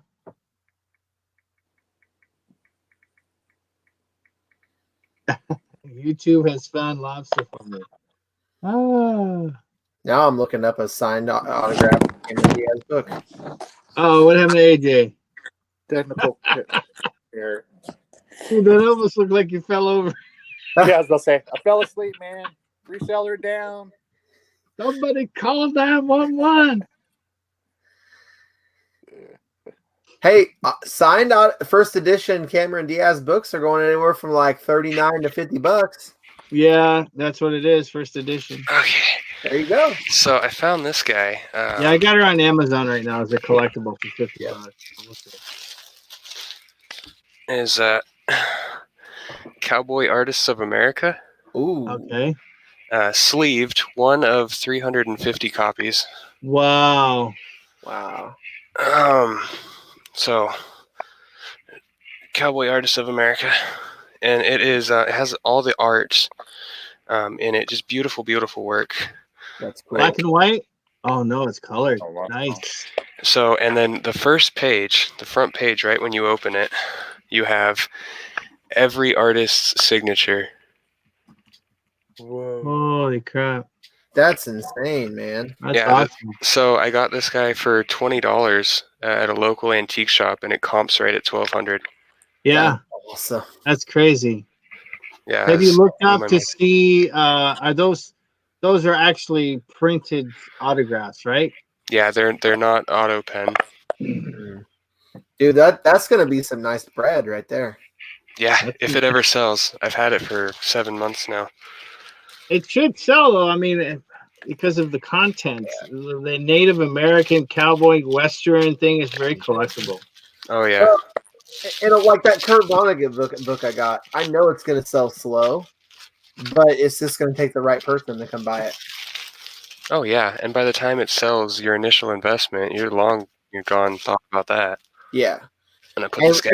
you'll wake up one morning and you'll see sold $1,200, and you'll be like, "Oh my gosh!" Yeah, this guy, this Action Jackson down here, found this Bell helmet. Let me tell you something about expensive helmets. I was so jealous of that helmet. Oh my gosh. Kawasaki, I think it was a 1976.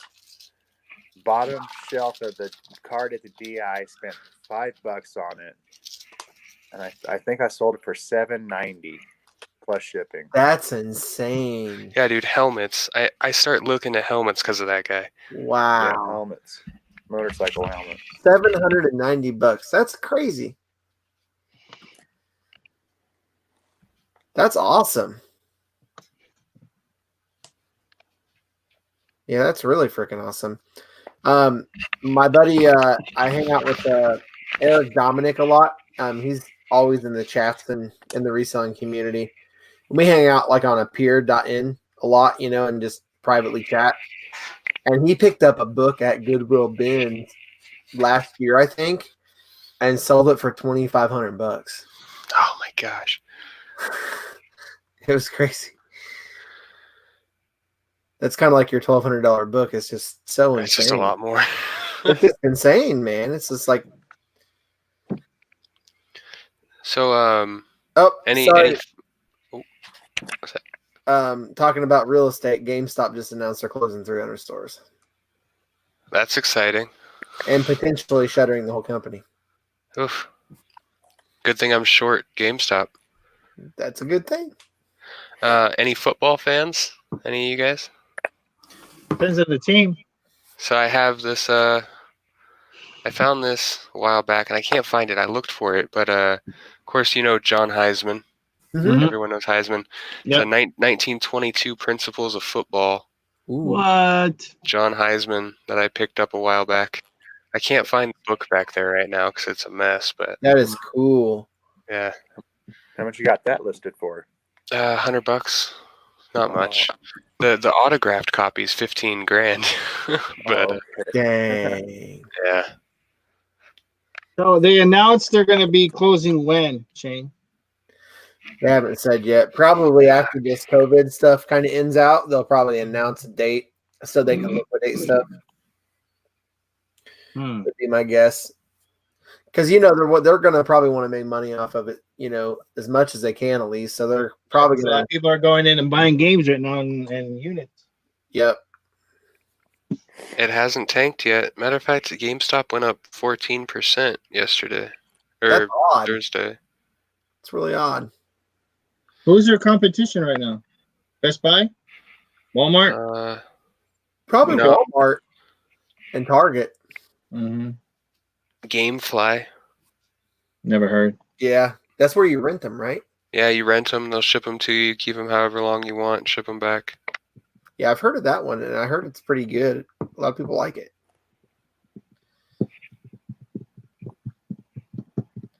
Yeah, I love selling books on eBay, like old books like that, and just selling them on eBay. Like I just listed this one up. There's a comp on it for $70, and there's no other books. So this one does not exist on eBay right now. So I listed it up for $100. Culture. That's all I can read. So physical culture. Nice. Nice. Self-defense? Yeah. 1901? Very nice. Hey, YouTube has found Lobster for me. Lobster, you're famous, man. Oh, Andrew, did you ever find any copies of the Dean Koontz book, Dark Eyes? I don't see much Dean Koontz at all. Surprisingly. Man, that Koontz is everywhere. That book, since this China syndrome, on page, I think it was 333, it talks about this exact thing. Predicting it. Yeah. Yep. Yeah, that book went through the roof. It was like one copy I saw, it was like $200. It was selling for The hard crazy copy. money on Amazon. I wonder if it still is. I don't know. Dude, I remember Lobster when he first started his channel. I would always kind of like Oh, watching stuff, and Lobster always talks about a lot of good stuff. I like going over this channel. Like last night though, like when you brought up the $60 thing, it was interesting to me because it's like the 5-year plan. Yeah. That's interesting because I kind of did the same thing, like pretty similar, really. I mean, it was just the same exact thing. It's just something that I kind of threw together and figured if I could just make profit $60 a day, I'm not stressing, I'm not going to worry about it. And if I make more, hey, that's great. It's one less day I have to work as hard, but I'm not going to stop doing what I'm doing for the next 5 years. No. The money will just keep growing. Yeah, it's kind of what I did, like first starting out.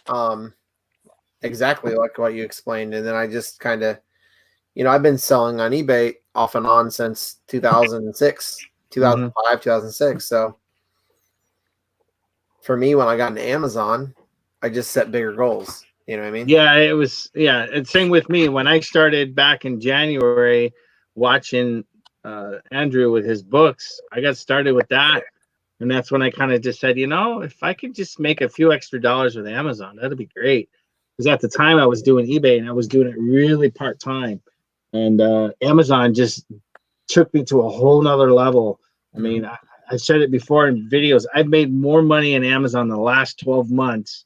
And I'm not one for bragging, but I made more money with that platform than I've made in eBay in 15 years. Yep. And it took me to a whole nother just way of thinking. I was like, you know what? Hell yeah.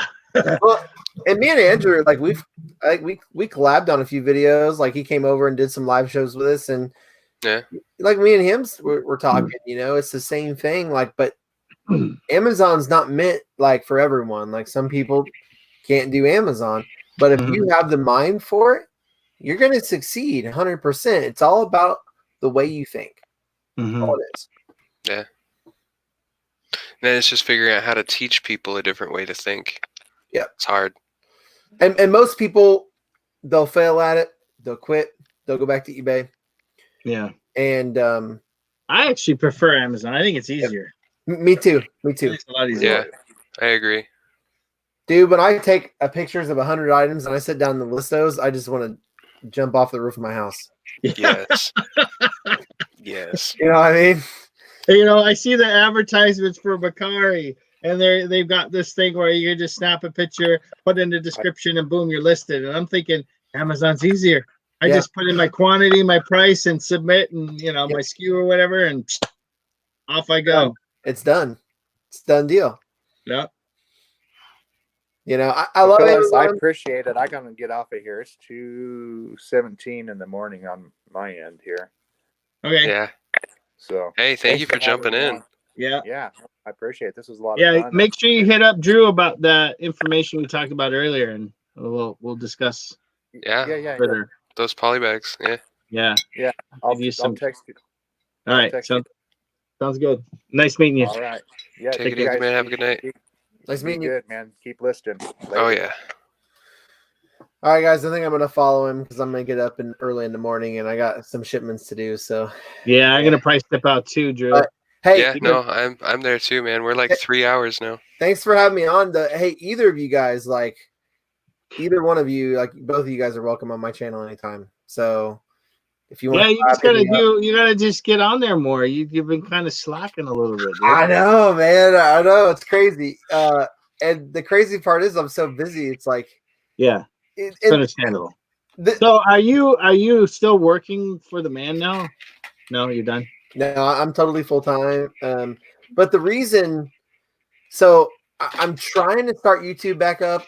Yeah, it's just really hard because I took such a long hiatus. It was like forever. Yeah. But so I got really sick back in November. It's kind of crazy, and I was sick for 2 months, and they said I had pneumonia. But I was like so sick I wanted to die sick. Like I couldn't stop coughing, like I was wheezing, like I couldn't breathe. They said I had pneumonia, but I had like a fever for 2 weeks. pretty much same symptoms as I was coronavirus. about to say, yeah, I was about to scream that red flag right there. You sound like you might have had some issues there. Flu-like symptoms, like all sorts of stuff. Sick for 2 months, and then I didn't do YouTube in that time, and then I came back, did a couple of videos, and then I was hammering Amazon so much I just didn't have time to do YouTube and Amazon and eBay and all this stuff. Mm-hmm. So I kind of had to figure some stuff out, and so I took a little bit of like a step back from YouTube, and now I'm trying to like come back a little bit and do some live shows and do some pre-recordeds. But my goal is to only do a couple of videos a week for now, and then if I get this building, I'll be able to hire some people to like prep stuff, and so it won't be. I would have more time on my hands to do more YouTube and kind of do more stuff. Yeah. Right.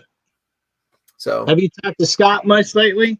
I have not. No, not Really? at all, really. So, but I've just been so busy pretty much with everything, man. And I don't really talk to a lot of people. Like, I'm pretty tight with Wade. I'm pretty tight with like Wade's Ventures, Jason Deason, Thrift Trader. Like me and them guys talk pretty much every day. Yeah. Other than that, though, like I just don't talk to a lot of people. And Jay Bolarama, like he hits me up and we talk. Probably Jay's interesting every day too. Yeah. You know what I mean? Probably pretty close to every day too. So, but other than that, like I just I want to come back and like do more YouTube. It's just the time isn't. It's like I don't know, man. It's just so hard. Yeah, it's a huge commitment, man. It really there for a while I was like, yeah, whatever. And then when things started shifting towards me to push on the decision on whether or not I continue with this full-time reselling, I figured, you know what? Why not film what the hell's going on at the same time? And I told the wife, I said, cancel the cable. She goes, why? Because I want you to watch the internet and watch your husband work. Right. So anyway, but yeah, I can relate, man. Yeah. And for me, is like Amazon just got so busy. It's just like I couldn't keep up with daily videos, and because I did daily videos for almost a year. Like, yeah, you did. Dude, it was a long time, and Yeah, you're at like 30,000 subs right now, though, right? yeah, pretty close. Yeah, pretty close, something like that. It's 30,000 or like a few hundred, like 50 off. But I don't know, man. Like for me, like I know if I did daily videos and if I did a lot of YouTube, I know that I would be successful at it. And I could probably make it to 100,000 subs. And there's always a but. The problem is YouTube don't pay the bills, and I make more money selling. Mm-hmm. That's. Oh yeah. But I love like these hangouts where it's like you come on and like you hang out and we're friends and we just sit around and bullshit. Yeah, that's one of the things I enjoy. I mean, I've been doing YouTube for almost 2.5 years now. Yep. And I'm halfway to my pinnacle in hours, and then I only have, I don't know what it is, 300 some odd subs. I could care less. I really don't care. But I do videos every day. Recently I've had more time. They're probably people are probably getting tired of being notified that I'm sitting here ranting and raving about something. No, But they don't. for me, I look for it. And I do like getting on the late nights, and I do love chatting. I love hanging out. I have more friends online than I actually have on my phone. Yeah, absolutely, dude. 100%. I'm the same way. Yeah, and same. I'll shoot you guys the link, but like I do, like I have like an appear room or whatever, and I just sit in there and like privately just chat with people while I work. So like I'll send you the link too, and you can save it. Yeah, you can save it, then you can always go into it and see who's there. But I have different people coming in, and I actually enjoy listening to people. I was telling Drew earlier, it's like one of those things at late nights or early in the mornings, when I'm doing shipping or I've got orders to fill now, but I'm going to wait till the morning. I love listening to the conversations. And you can key in on what's going on or what has happened in the last 24 hours, and you can see what's selling, or you get one hell of a bolo like Andrew just gave us on that book. Yeah, right. Japan imported CD, but it's got a BMW logo on it. I'm jealous because I went junk picking on Sunday, and I got a box of free CDs and I have to list yet. And I'm dealing with like 80s. I'm dealing with like Mariah Carey. I'm dealing with slow moving items. Yeah, But there's about $150 worth of music sitting in there. that's awesome. But hey, it's $150 I didn't have in my pocket. It's $150, man. Yeah. It's free, free money. There's 15 of those Japan import movies right Hey, there. I'll sell you a tray slaughter for your CDs in case you separate them. Who wants them? 120 shipped. You can bundle it. You can bundle it. That's what There I'm you going to do. I don't want to Yeah. go through them individually. Dude, but you're gonna make so much money. Yeah. Individually, dude. I'm jealous, bro. For real. I'm jealous. I'm Especially literally. that Michael Jackson CD. What's that? Especially that Michael Jackson one. Mhm. I don't know what's going on with that. I'm literally probably going to throw these on eBay for like 120 for the lot. I don't have time. I don't have time to list so individually. See, Lobster, you can get some OA on eBay. Flip them back And on then I eBay. get something out of it because that's the way I like to shop. I got to get a little something for me and a little something for them. Flip them back on eBay, and singly make Yeah, them. you better not There's find no- one that's worth like $300. That'd He's be gonna upsetting. find one that's worth like $1,000. He's gonna be like, oh my gosh, look at I'll this. do the research. Hey, speaking of research, there was a conversation way back then. I think it was during Thrifting Lounge. They mentioned something about getting a lobster suit. I think it was Burgundy Sales that said it. He said I should get a lobster suit and go out into the public. And I thought about that, standing on the corner with a sign that has a YouTube sign that says "Please subscribe to my channel." Do it. Do some thrifting, but since this whole outbreak thing went on, I was going to do some thrifting in the Goodwill in a lobster suit. Dude, that would be gold right there. Right? America's Funniest Home Videos. Get your 10 Yeah, grand. there you go. But yeah, Right, gentlemen. I'm gonna jet. But either of you guys, like Andrew's already hit me up, and like I'll get in touch and we'll do some stuff. Yeah. Like So you got let me check on Instagram thing. You got the same handle? Oh, just Rise and Grind Picker, I think. Yep, Rise and Grind Picker. All the same, I think. And then hit me up on Insta and dude, we can collab too. And I'd be happy to have either of you on my channel. Yeah. I've already been on mine, and I'm definitely gonna have you back. So Get caught up and see what you got going on. yeah, for sure. But I saw when you moved in and you redid the office there. yeah, I repainted it. Like it only took about a day and a half, and I just repainted it and redone it, and so it wouldn't look creepy sitting in a kid's room. You know what I mean? It was like kind of weird, like Put your unicorn shorts on. yeah. But my daughter bought me. She's 10, and she bought me this. Oh, that's unicorn. awesome. So I'm like, you know what? And I wore them. So I messed up. Like last summer, she bought them for me, and I wore them to the gas station. And dude, you would never believe the amount of people that look at you weird. A 32-year-old guy wearing unicorn shorts to the gas station. Hey, that's as long as I got 4 girls here, and it's one of those things. It's like I could care less what people think as long as my kids are happy. Same here, man. So I'm gonna jet though, and I'm gonna get some rest. But All right, Same. thanks for having me. I just hit you up on Insta. All right, for sure. Take it easy, guys. Have a good night, everybody. All right, take care, bro. Peace out. Shane, take care. Hey, you too. All right, Drew. So hey, man. I guess you're gonna have to now. You got it all down pat. Now you know how to do StreamYard. Now I know how to do StreamYard. Cool. Yeah. So YouTube Studios will only allow you to do it for yourself. If you wanted to get in and just do it, you wouldn't be able to send a link out to anybody. And then you got to keep track of. You get 30 days to use the 20 hours. So right now you got 17 hours still in your bank. So if you wanted to go live and talk about books or something like that live and still have interaction with your mods that you've made, they can go into the chats and moderate the chat while you talk about books, and you don't have to have anyone else in the panel with you, and you can actually probably get some work done. It's when you want the interaction that you use the StreamYard for. No, that's nice. And then I found, now that you've got over 1,000, the app on your phone, you should be able to go live on your phone now. If and when you ever get a chance. Yeah, that's once you get over 1,000 with YouTube to get your hours. Because I don't know where you are with your hours yet. Oh, I'm like 85% or something. Okay, so you're close, dude. So you need to really start pumping out these lives, and if you start doing these lives, you're gonna get your hours. I'm not worried about hitting it. Like even when it lets me monetize, I mean, you're not gonna see ads in the front of my video. No, but it's just gonna take a while before you get that first $100 or whatever it is. Yeah, I'm not worried. I do probably about $40 a month right now in the affiliate links, and I'm not monetized. There you go. I'm gonna list this Michael Jackson though. I found something similar to it around 380. What? Yeah, that's crazy. They'll give you a half-eaten hot dog, cold bottle of a drink of choice, and it might be warm by the time it gets to you.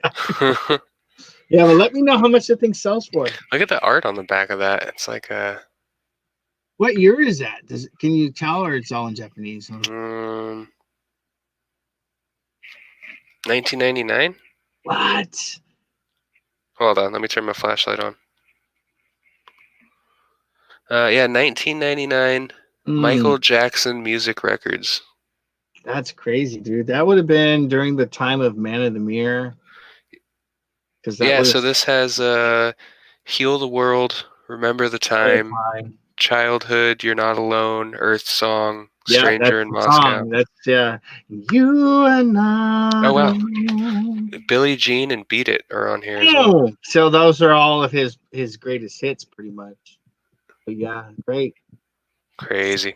If that thing doesn't sell, I might have to make you an offer. Yeah, that's crazy. Well, good job, dude, on that. Oh. Anyway, sir, I'm probably gonna go to bed. Same here. Take it easy, man. Yeah, take care. I'll talk to you later. Oh yeah. Bye-bye.